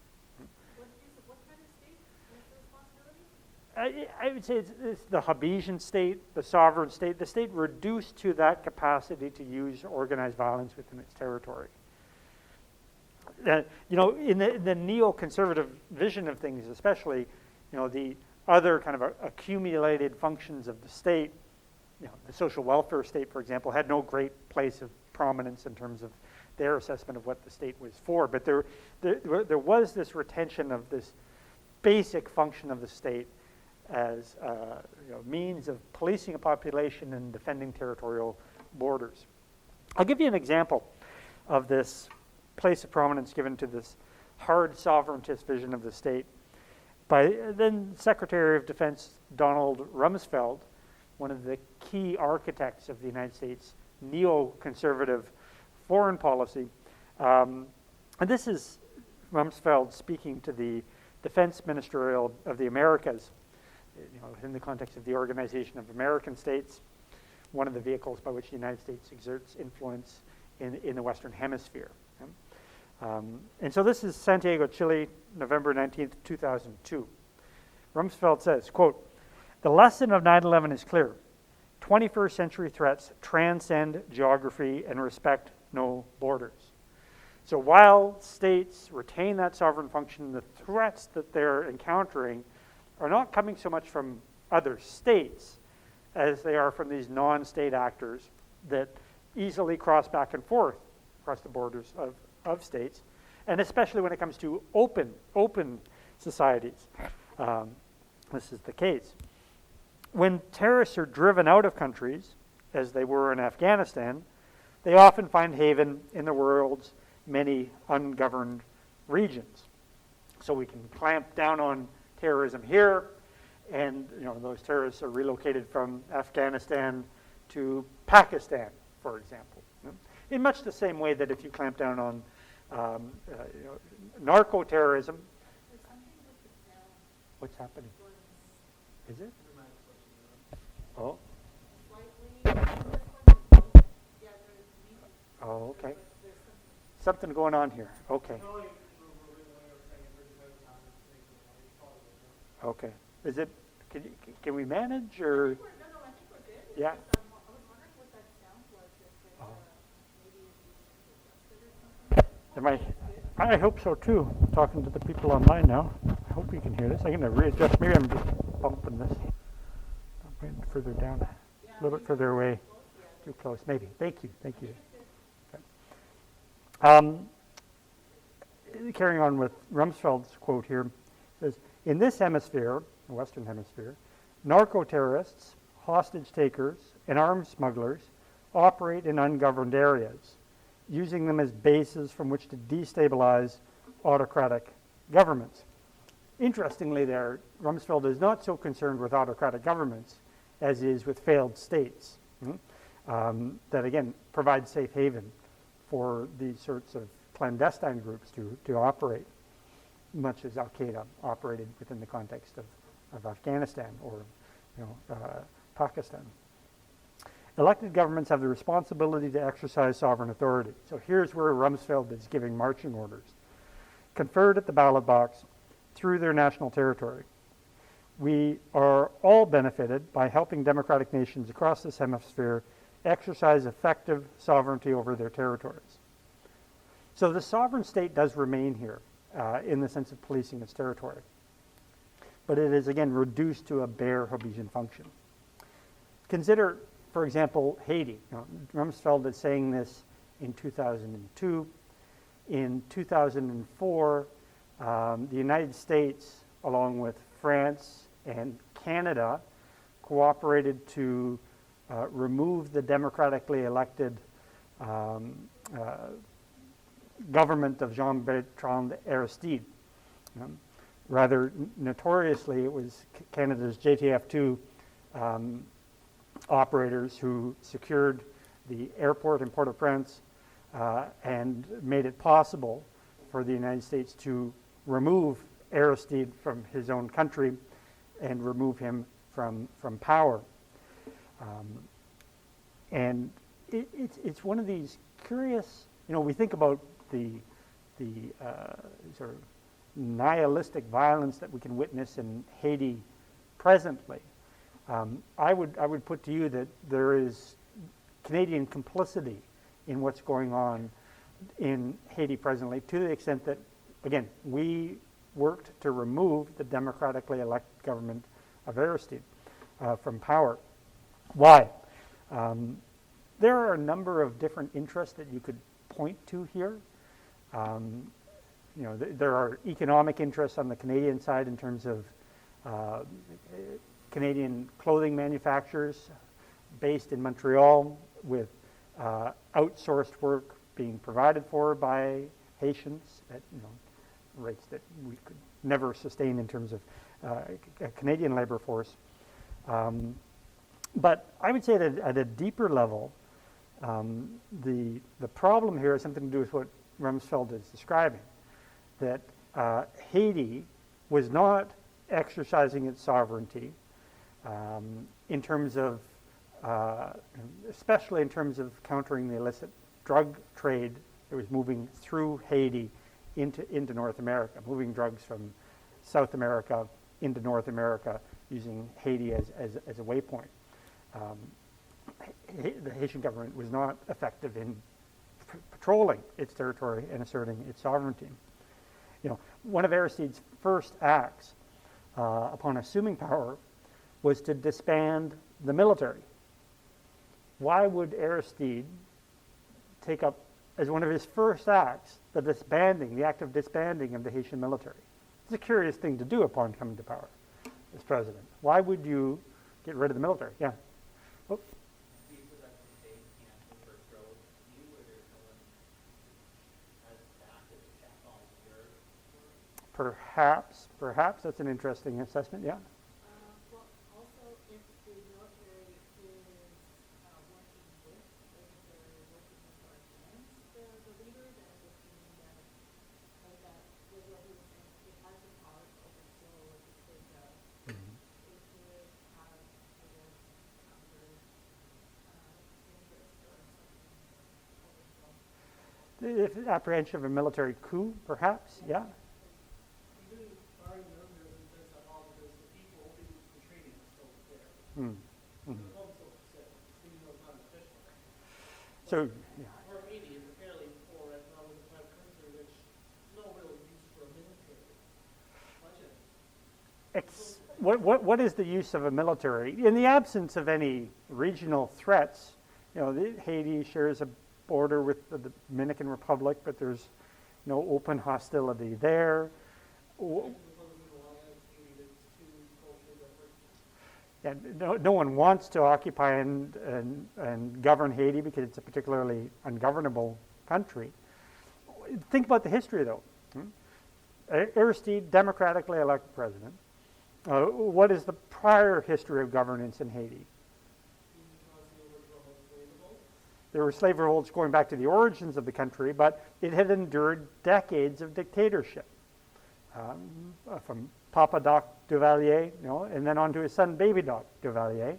And both of those tyrannical leaders used the military as an instrument of oppression of the people. So Aristide, upon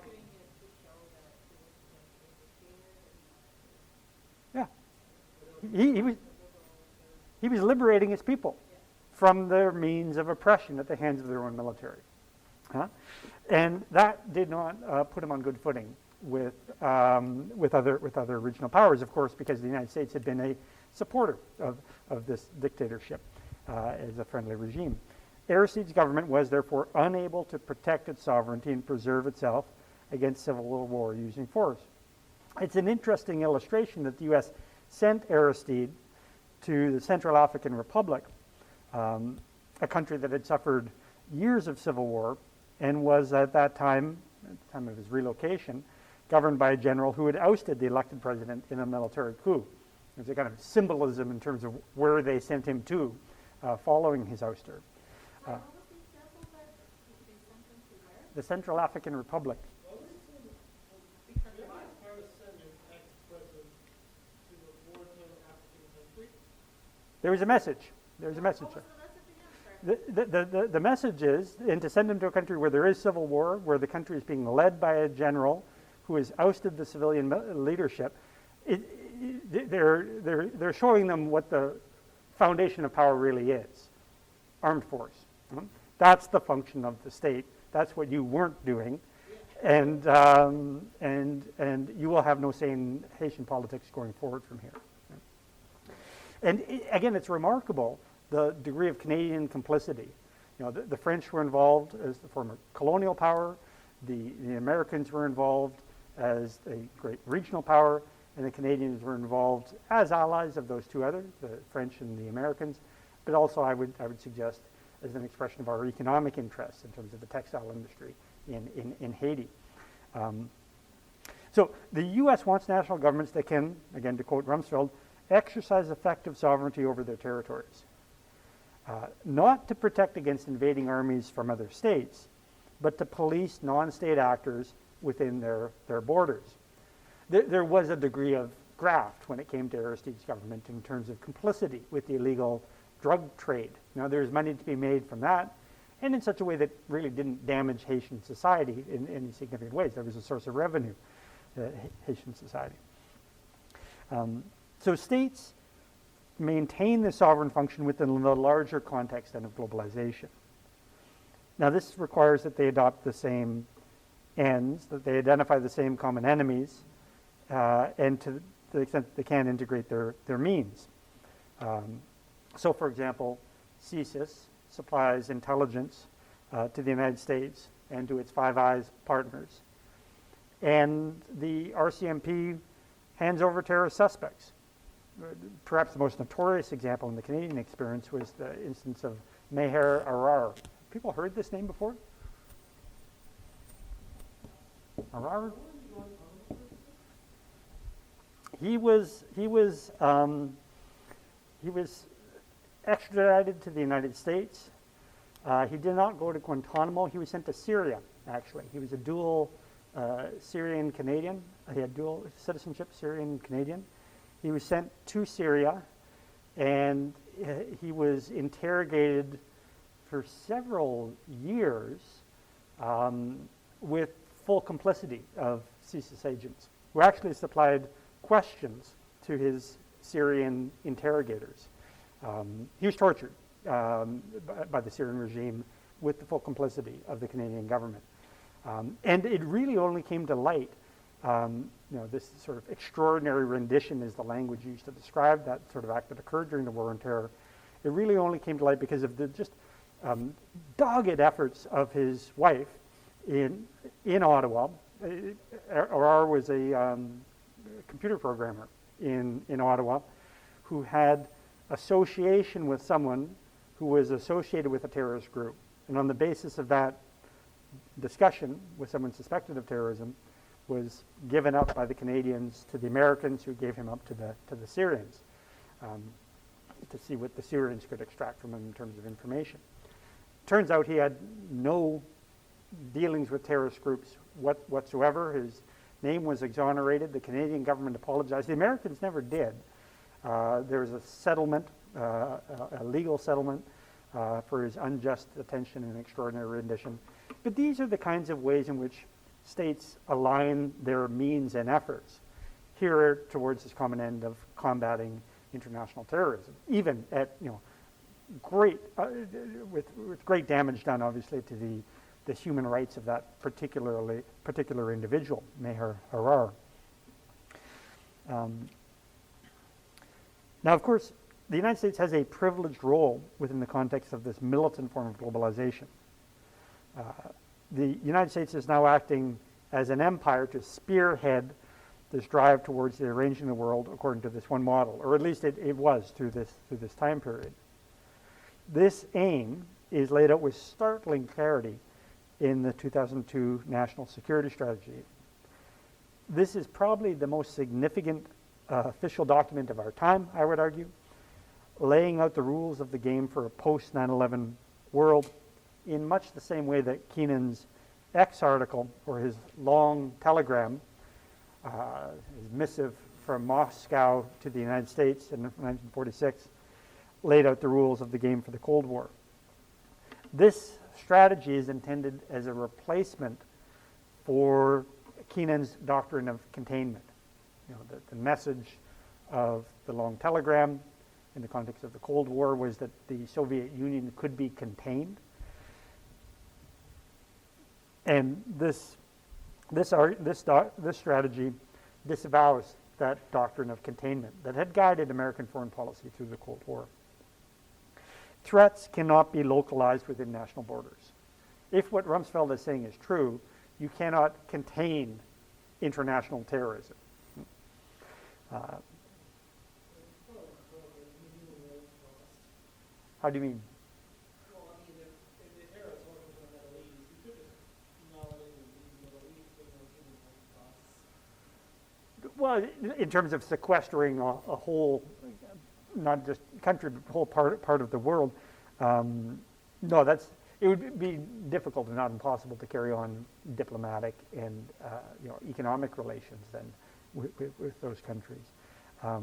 The argument here is that we cannot really contain these threats in the same way that we could contain Soviet communism.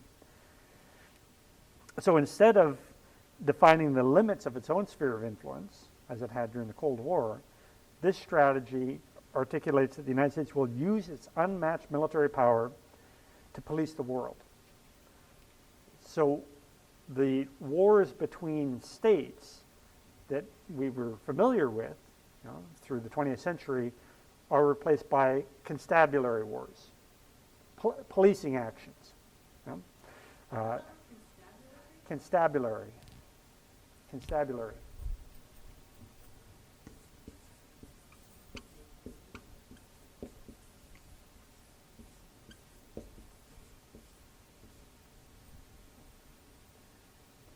wars.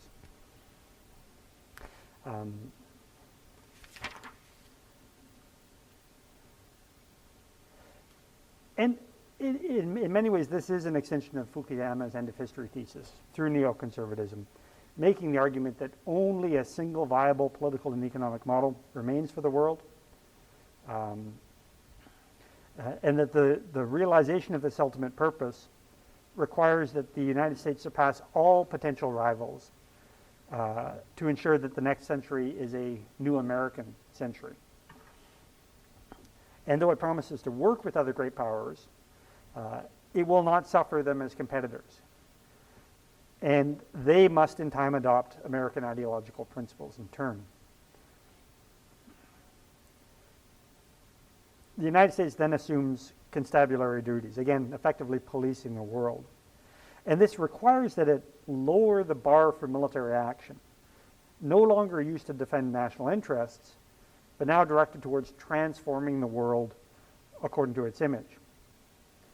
With this aim, coupled with the amorphous quality of international terrorism, this allows for the use of preemptive wars. Indeed, it makes preemptive wars into a centerpiece of American foreign policy. That's what's, I think, most astonishing about this national security strategy, is that it puts preemptive wars front and center.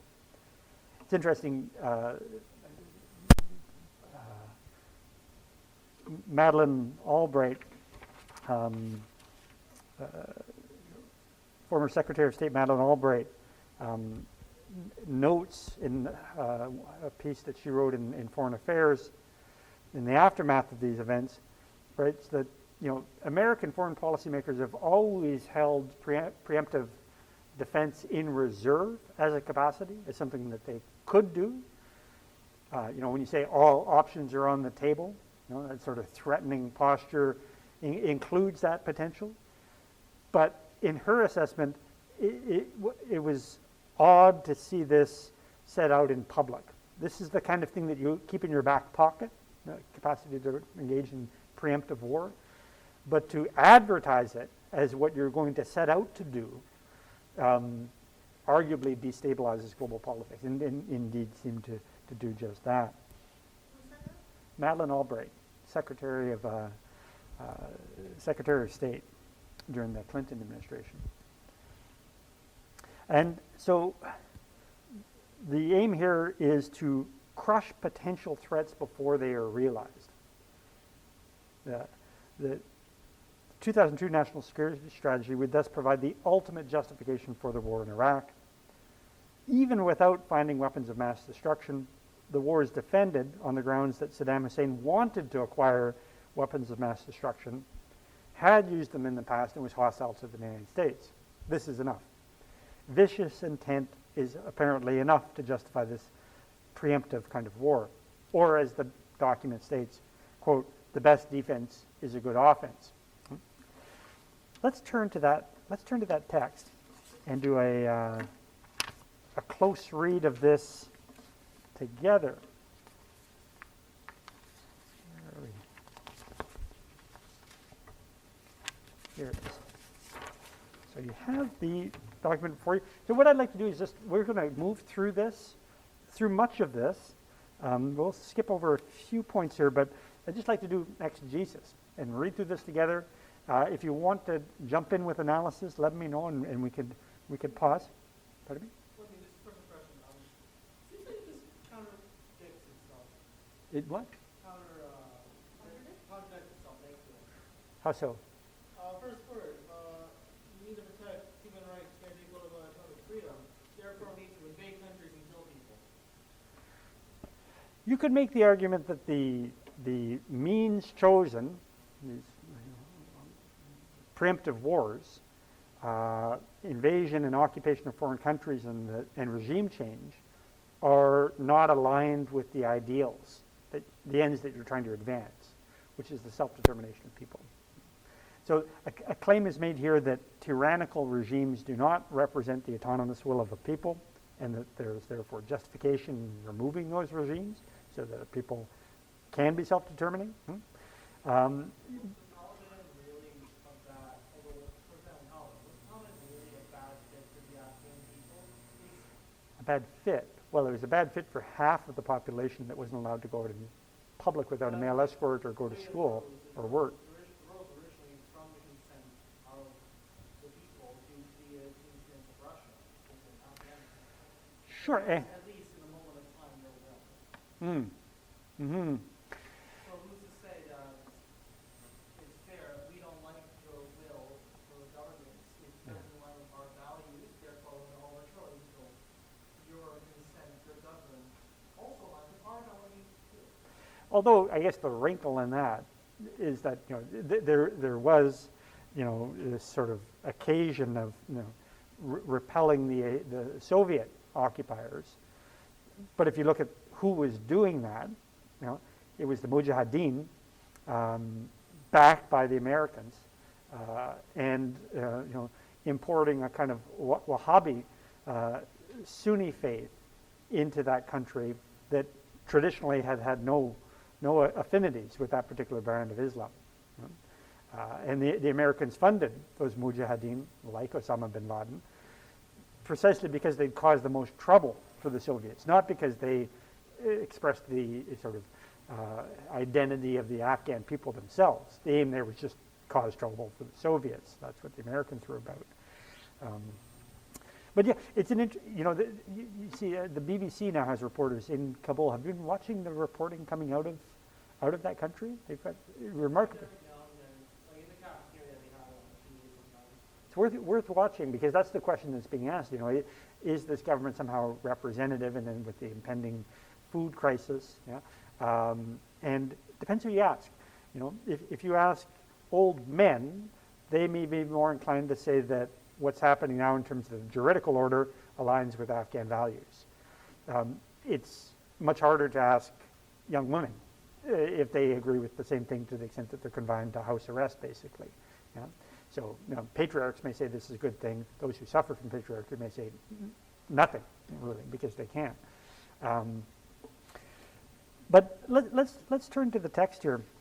So, beginning at the beginning, the great struggles of the 20th century between liberty and totalitarianism ended with a decisive victory for the forces of freedom. So just there's the gloss on 20th century politics, taking into account both the Cold War and the Second World War, and with the framing of those conflicts in terms of a fight between the forces of freedom on the one hand and totalitarianism on the other. There's something to that, certainly. At various turns, the Soviet Union was a murderous one-party dictatorship. Obviously, Nazi Germany, fascist Italy, Imperial Japan have those murderous qualities inherent as well. But it is certainly a simplification of 20th century history to say that all of the conflicts of that time contributed to this fight between the forces of freedom and tyranny. So this is the lesson learned, apparently. And a single sustainable model for national success. Freedom, democracy, and free enterprise. So that's the takeaway from the 20th century, is that there is only one model of national success left standing. Any interventions at this point? I'll just say, just to begin with, we can get into the nitty-gritty of it here, but it's kind of unusual that you would frame a national security strategy primarily in terms of ideology, at least at the outset. That's where we're beginning, though, with this ideological hot take on 20th century politics, that it's freedom versus tyranny. Yeah. Like we're talking about people, we're talking, they're all like smart, educated, like experienced people. So is there any chance that they would be overzealous or overconfident because they just won the Cold War, so they're like, Oh yeah, absolutely. Yeah, that's a big part of this. Yeah, they had a really hyperbolic assessment of their own power. Yeah, we're winning now. And keep in mind that the architects of this had been kind of in the political wilderness through the Clinton era. And they were aghast that the United States was taking this peace dividend and not capitalizing on its position of prominence. Back in the early 90s, again, during the former presidency of H.W. Bush, Wolfowitz drafted very much the same document. Quote from it here.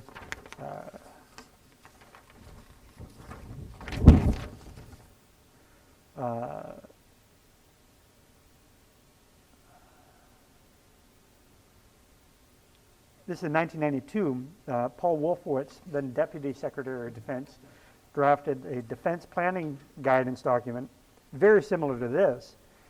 And he argues there that the number one objective of U.S. post-Cold War political and military strategy should be preventing the emergence of a rival superpower. That the United States should deter any other power from even aspiring to a larger global role, and that access to vital raw materials, particularly Persian Gulf oil, proliferation of weapons of mass destruction and ballistic missiles, threats to the U.S. citizens from terrorism or regional local conflict, and threats to U.S. society from narcotics trafficking are the real threats that we're confronting, and that if necessary, the United States must be prepared to take unilateral action, even if American interests are not directly involved. So this is what Deputy Secretary of Defense Wolfowitz, again, one of the key neocons involved in articulating the 2002 National Security Strategy, said back in 1992. Then Secretary of Defense Dick Cheney forced Wolfowitz to rewrite it. It was met with outrage by American citizens, saying, we just ended the Cold War. Why do we need to carry on with this mission at this point? And then during the Clinton administration, these neocons argued that we need to look for a moment of opportunity to advance that same agenda long dreamed of. Well, here is their chance. The September 11th attacks represented the chance to make this fly and sell it to the American public.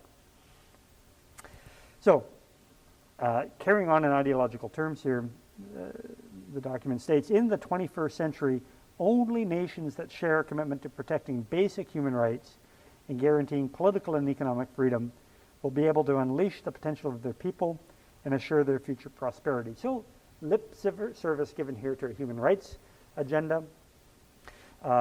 People everywhere want to be able to speak freely, choose who will govern them, worship as they please, educate their children, male and female, own property, and enjoy the benefits of their labor. So we're listing various freedoms here, essentially. What makes us human, what we all share in, is our desire for freedom on those various fronts. These values of freedom are right and true for every person in every society. And the duty of protecting these values against their enemies is the common calling of freedom-loving people across the globe and across the ages. Now, what's kind of curious about that is that, if you say, well, if that's true, that everybody desires freedom understood in those terms, interestingly, the freedom to sell your labor is not the same freedom as the freedom to join a union. That sort of freedom is not front and center in this particular document. If that's true, who are these enemies of freedom then? Who are these individuals who would lord it over their own? This is presented in almost scatological terms, almost religious kind of inspired language here. Carrying on. Today, the United States enjoys a position of unparalleled military strength and great economic and political influence. So we won the Cold War. This proved that our system is right. In keeping with our heritage and principles, we do not use our strength to press for unilateral advantage. This is a curious use of this term next. He says, they say, we seek instead to create a balance of power that favors human freedom. What could the authors mean by that? A balance of power that favors human freedom. We're familiar with the various ways in which Morgenthau uses that term, balance of power, and there are a variety of ways that he deploys it. What's meant by balance of power here? This is a really unusual kind of instance, because we're talking about a condition of unipolarity. So what is meant by a balance of power here? How would we read that? Well, it's hard to understand because they're trying to establish that there is a balance of power, and then Yes. now they're mentioning the balance of power that favors human Yes. freedom, which is sort of contradictory. Because normally, and the contradiction would be that normally we'd think about a balance of power, in the terms that we got from, say, Thucydides. The rise of the power of Athens and the fear that this inspired in Sparta made war inevitable. So one power invites the growth of another power, and they balance each other out. Here, we have one power with no countervailing balancing power, after the end of the Soviet Union. So what does balance of power mean here? Are they talking about, if they're talking about a balance of power that favors human freedom, then what are the things that favor human freedom? What are What favors human freedom? Well, we've already been told, in a way, by the document, what favors human freedom. It, So just only those things? yeah, That's what they're just trying to solidify, just like only those things. That- that's the single model for national success. Every other nation needs to emulate the United States. So that those things are the only things that are conflicting with just how much freedom, how much democracy, how much freedom, that it has to be those things. That's what the world is driving towards ideologically. There is no choice at this turning point. Yep. The talk, I think like that in the paragraph. It seems very much like using the juridical the government, three separate aspects of government. So it says first sentence of dangerous unparalleled strength, and you'll use the very common and put over the words to enforce yes. So we're not talking about just other states. And the second commentary, we're talking about fighting terrorists and pirates. Yeah. So what I think is therefore create a balance of power in every society, in which the conditions of those societies will be able to use the balance of truth between the state and the government to Yeah. balance those three other things that are hot. Huh. That's why I'm proposing a legislative or executive and a interesting. Yeah, maybe. I don't know. I worry a bit that you're reading into this because he doesn't. The authors don't talk about a division of powers here, separate branches of government. They emphasize freedom and kind of they tend to pair up economic freedom with political freedom. Yeah. Maybe I'm moving too far ahead, but it seems to me that it's more of a way for them to, on paper here, get at or hint at their hard power, just because Oh, yeah. the next line is, it refers to people have the ability to choose which path they take essentially. Mm-hmm. So if you do certain actions and you blatantly ignore human rights, we will defend the peace by fighting terrorists or tyrants. Mm-hmm. Or if you do this, you will make your own life better. That Mm-hmm. seems to be an assessment of that they're no longer afraid to just blatantly use hard power, right? Mm-hmm. Mm-hmm. Be the foreign policy objective of the Bush administration. Yeah, and recognizing that they have so much of it. Recognizing that, so the balance of power, and this what's odd about this is that one of the ways that Morgenthau describes balance of power is to say that it's any distribution of power whatsoever. So in this instance, the United States holds the balance of power. Yeah, it is so far ahead of all the rest and intends to keep so far ahead of all the rest that it would enjoy a new American century of unrivaled superpower. That's the aim. So as to advance these ideological goals.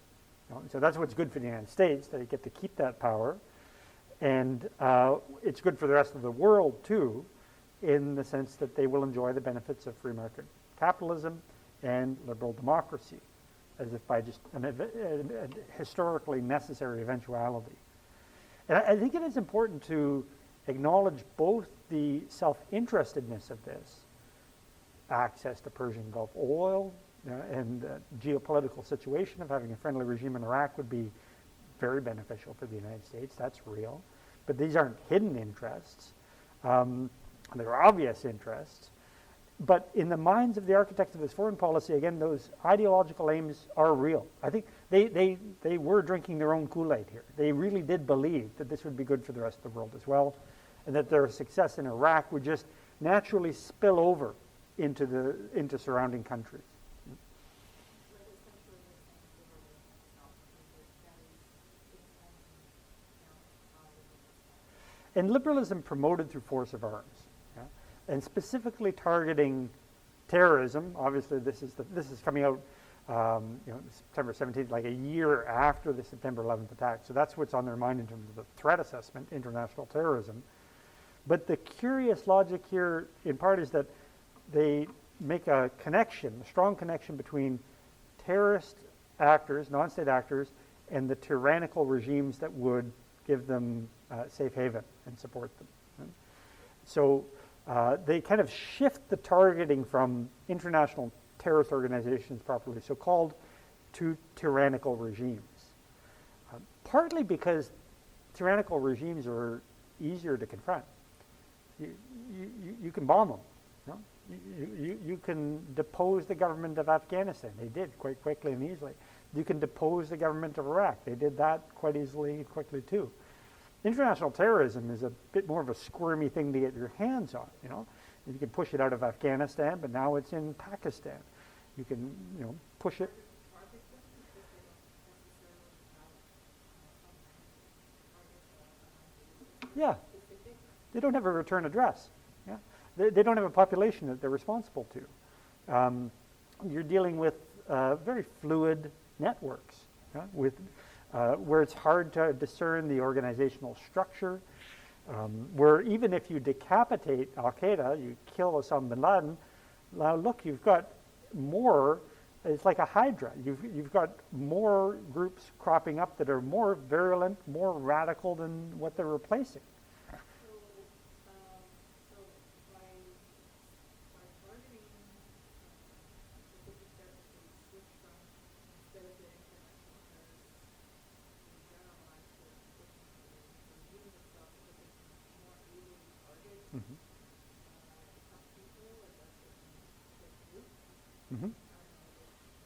there you- control in those areas where there are terrorists? Yeah, you can catch Saddam Hussein, put him on trial, and hang him. You can remove all the members of the Ba'ath Party from the Iraqi regime. So hopefully trying to, I guess, you know, not directly doing it, but maybe that's the best that sometimes can be done, through exactly or how to, but to threaten their population in some way. Is that?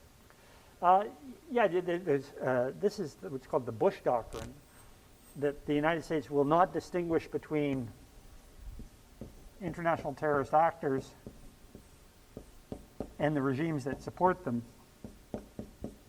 And so it will target, the government of Afghanistan. It will make the far-fetched, baseless, spurious claim that Iraq was somehow supportive of Al-Qaeda. Nothing could be further from the truth. There's nothing that would bring fear to a secular dictator like Saddam Hussein more than these Islamic fundamentalist fanatics whose aim is precisely to overthrow secular dictatorships and replace them. So that argument held no water whatsoever. The American population kind of believed it, that Saddam Hussein was somehow behind the 9/11 attacks, but he clearly was not. There may have been one sort of deputy within Al-Qaeda who had made transit through Iraq at one point, but there's certainly no organizational capacity based in Iraq. But it's just easier. If you want to wage war on terror, it's way easier to wage war on a state. It's hard to wage war on a non-state actor that doesn't hold territory as states traditionally do. Yeah.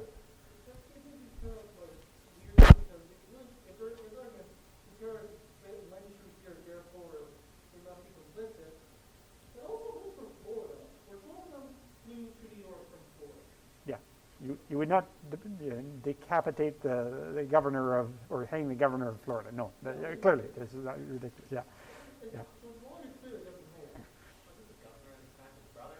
Here's Jeb. Yeah, yeah, because he was involved in the ruling there. Yeah. It goes. The rabbit hole goes very deep. No conspiracy theories here, please. So, just jumping down there. Yeah, we will defend the peace by fighting terrorists and tyrants. So they kind of lump those two together here, as if they're the same somehow.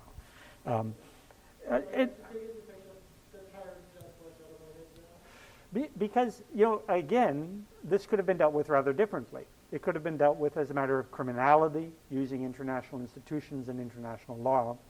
But they chose to prosecute this as a matter of war rather than as a matter of criminality. We will extend the peace by encouraging free and open societies on every continent. So that's what that translates into. So we first make the connection between tyranny and terrorists, and then we make it our mission to rid the world of tyrants and promote free and open societies the world over. There's an influence of the Straussians here as well. Leo Strauss and his reading of the classics. Paul Wolfowitz was a student of Strauss, and so there may be some inflection of those classical ideas here as well, but that's another story for another day. Jumping down a little bit, bottom of the page. So there's in the next paragraph he talks about, the authors talk about the relation between open societies and terrorism, that open societies are particularly soft targets for terrorism. Because they're open at their borders and they're transparent about their means and their ends. Last paragraph on the page, to defeat this threat, we must use every tool in our arsenal. Military power, first and foremost, better homeland defenses, law enforcement, intelligence, and vigorous efforts to cut off terrorist financing. The war against terrorists of global reach is a global enterprise of uncertain duration. What does that mean? The war against terrorists of global reach is a global enterprise of uncertain duration.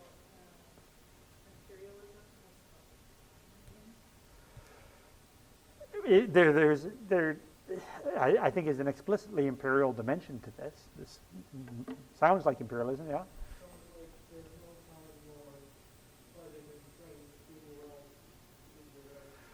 Oh, yeah, you, justify what these countries was applying the disposal amount of time to do their endeavors. and again, with the justification for ballooning military expenditures as well, in the absence of the superpower threat. Adam, do you have a, I was just gonna add on to Jared, yeah, it just seems like it's the justification for going to some of these places for who knows how long, mm-hmm, no end in sight. mm-hmm, And I think one of the critiques that you can make from this is the original goals of this document and of some of the invasions they made. They had no end in sight, but they also had no concrete or measurable goals, mm-hmm, because goals should be, you should be able to measure them, Mhm. which did not happen and ended up starting a 19-year conflict in Afghanistan, but mm-hmm. yeah, I was just adding on to Jared. Yeah, this is a war of indefinite duration. Yeah. This will be a forever war. They're quite explicit about that up front. Yeah. Tanya? I was just gonna say, they go from talking about terrorism times to talking about terrorism. But do you think that connection with probably those words that we just now is meaning that all terrorists are terrorists? No, terrorists are not terrorists. They're two separate groups. We're talking about these international terrorist groups and the tyrannical regimes that give them safe haven. Yeah, like the Taliban in Afghanistan, for example. This is something that came out like explicit with Al-Qaeda, for instance. This is something that came out like actual like citizen wings with Al-Qaeda. These are neither of these are particularly open and transparent political organizations. I'm not aware of any in particular. They did provide them safe haven, and they had training bases in Afghanistan. We know that for certain. It seems similar to national government, which not being able to find a few training bases, even if it has ungovernable places out of Afghanistan, that one government control will find it eventually. Well, and this sort of question is coming up presently in terms of Pakistan's involvement in Afghan politics, with the argument being made that the Pakistani intelligence agency was instrumental in allowing the Taliban to cross back and forth over their border with that country. So, terrorist groups can function as proxies in this way. I just want to, I just want to finish up with this, the Bush doctrine here, completing this paragraph. America will help nations that need our assistance in combating terror, and America will hold to account nations that are compromised by terror, including those who harbor terrorists, because the allies of terror are the enemies of civilization. You're either with us or you're with the terrorists. This is core to the Bush doctrine. And a little bit further down the page here, next full paragraph, partway through, we will build defenses against ballistic missiles and other means of delivery. We will cooperate with other nations to deny, contain, and curtail our enemies' efforts to acquire dangerous technologies. This, again, is the big concern, that international terrorist actors would acquire weapons of mass destruction and be willing to use them. And as a matter of common sense and self-defense, America will act against such emerging threats before they are fully formed. This is how preemptive defense is made into the centerpiece of this strategy. They advertise this in very blatant terms. We cannot defend America and our friends by hoping for the best, so we must be prepared to defeat our enemies' plans using the best intelligence and proceeding with deliberation. And then they cast this in some sort of historical dimension. This is a fight between the forces of tyranny and terror on the one hand and freedom-loving nations on the other. History will judge harshly those who saw this coming danger but failed to act. In the new world we have entered, the only path to peace and security is the path of action. So the argument here is that we are in a new world now. The old rules no longer apply, And so we need to confront these threats before they are fully formed. You know, yeah, even the hostile intent that of a tyrannical regime like Saddam Hussein's Iraq puts it on the chopping block for this sort of action. I actually do think in some ways they are justified with police death line threats because, Hmm. and if, let's just say I don't know, like, Iraq kid has nuclear weapons, Mhm. it wouldn't be completely impossible for it to then fall into the hands of terrorists. Well, that's a real concern. It's a real concern. Well, Pakistan is perhaps the most blatant example of this, where we have a government that could potentially fall and be replaced by an Islamic theocracy that has, these insurgent groups operating within its territory that is not capable of exerting its sovereignty over the entirety of the state. What if those weapons were to fall into the hands of terrorist groups within that country? That is a very real concern. Yeah. Is this the doctrine that This is a kind. No, New World Order was back to George H.W. Bush, and justifying the the first Gulf War, pushing Iraq out of Kuwait, and exercising there too a kind of constabulary function, policing the actions of this tyrannical regime, Iraq. But yeah, the New World Order is traceable back behind W. Bush to his father, George H.W. Bush. Yeah. But the idea is similar. We live in a new world now, and the United States is justified in using its unparalleled military strength to advance its ideological model the world over, confronting not just terrorist actors, but tyrannical regimes. All right. So this is the Bush Doctrine, and it behooves us to understand it, especially considering the consequences that unfolded from this. It's botched execution. But you could make the claim that from the very outset, this is again, very hyperbolic assessment of what American military power is capable of, where that military power is put forward not for discrete national interests, thinking back to our encounter with Clausewitz and his doctrine of limited war, where war is politics continued by other means. This is war understood in the sense of policing the globe, which has a very different quality than Clausewitz's war, and which is characteristically global. This is a war that has no discrete battlefields, the war on terror, and it's a war that is of indefinite duration, that will not have an end for the reasons described, and that there are no measurable outcomes that could be set upon to decide the terminus, the end of this war. All right. Thanks for the conversation and for your attention. Unless there are any more questions here, well, we can. Yeah. you said there's measurable outcomes for this time?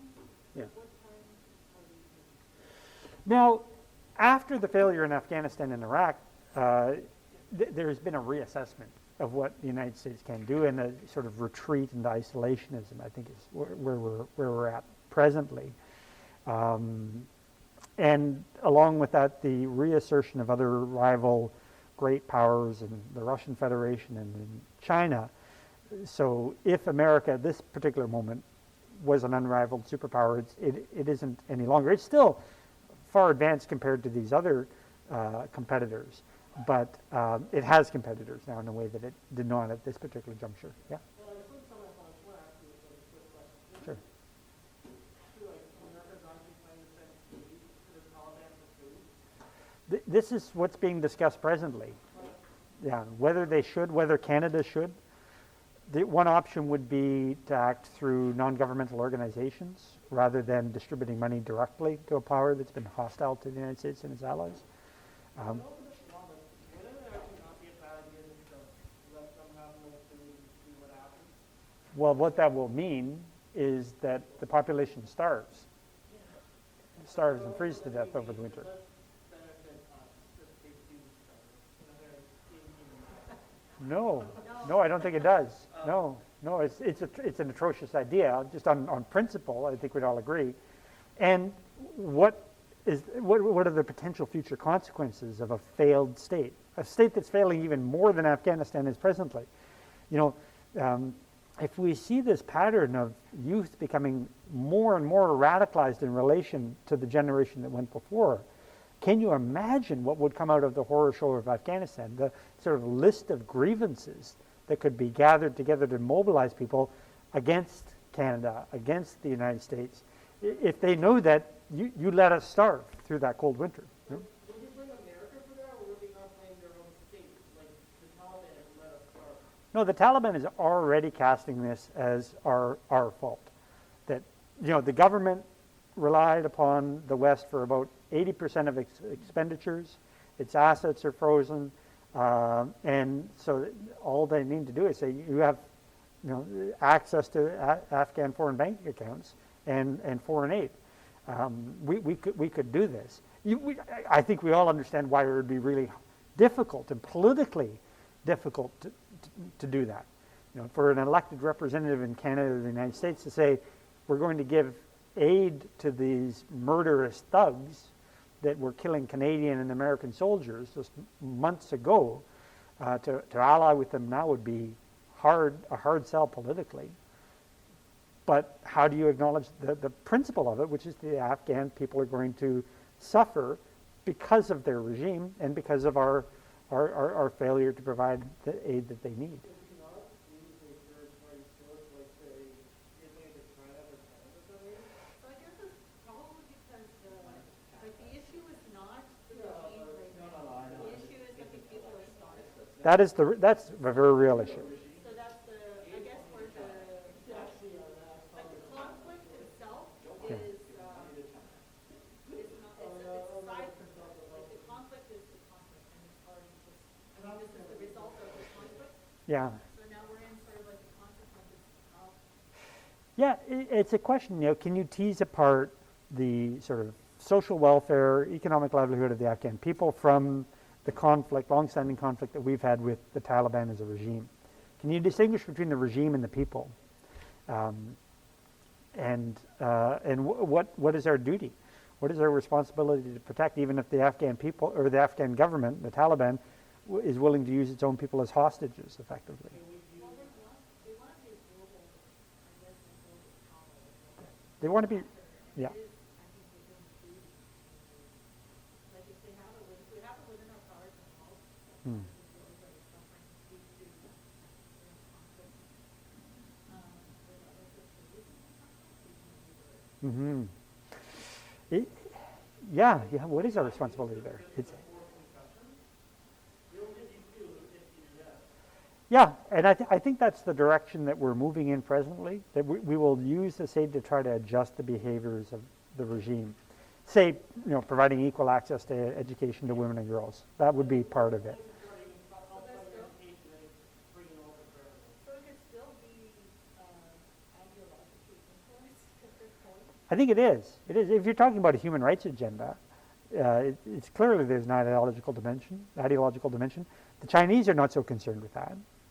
You know, if they were to, you know, provide aid or foreign direct investment, you know, the Beijing consensus, the so-called Beijing consensus, is that's there are no strings attached. We don't care what you do in terms of governing your population. We want to advance our economic interests. So there'd be a very different set of priorities if China were involved. Pardon me?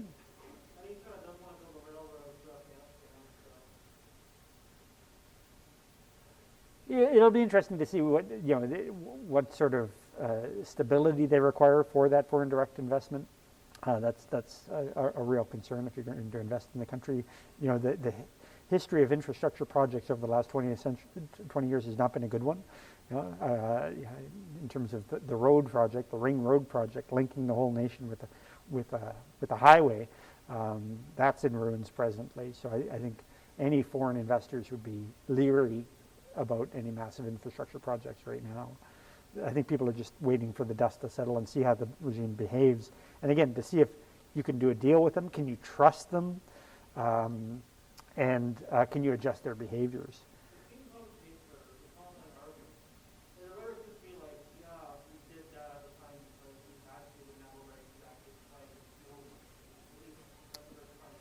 Yeah, they're trying to claim some legitimacy as the government of Afghanistan, and to claim legitimacy in terms of the international community, but also in the eyes of their own people, by saying, look, we were successful in repelling the American imperialists. So that's their domestic claim, along with Islamic fundamentalism, to say that this is who we are as a people, this is our religion.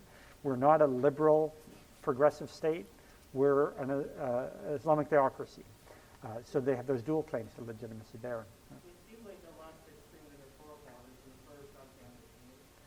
Although they're still promising to cut off the hands of thieves and stone adulterers, it's familiar. I don't see any massive sea change in terms of how they're behaving, at least presently.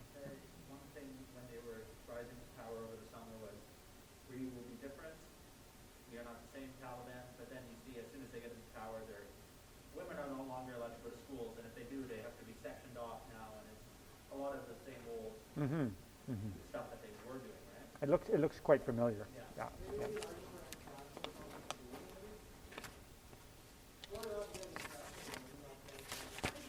Yeah. Hey, thank you.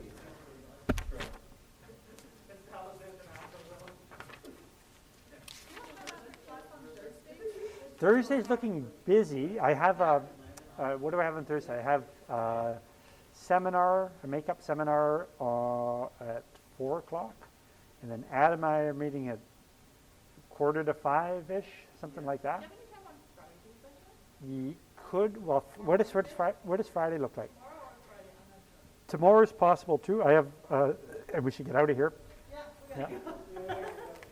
It's all yours, yeah. we know you anyway, okay? Yeah, tomorrow's possible. That's who was taking up all the time. No surprise there. Thank you. You know, if I can get thank you. Do you want to come to your class?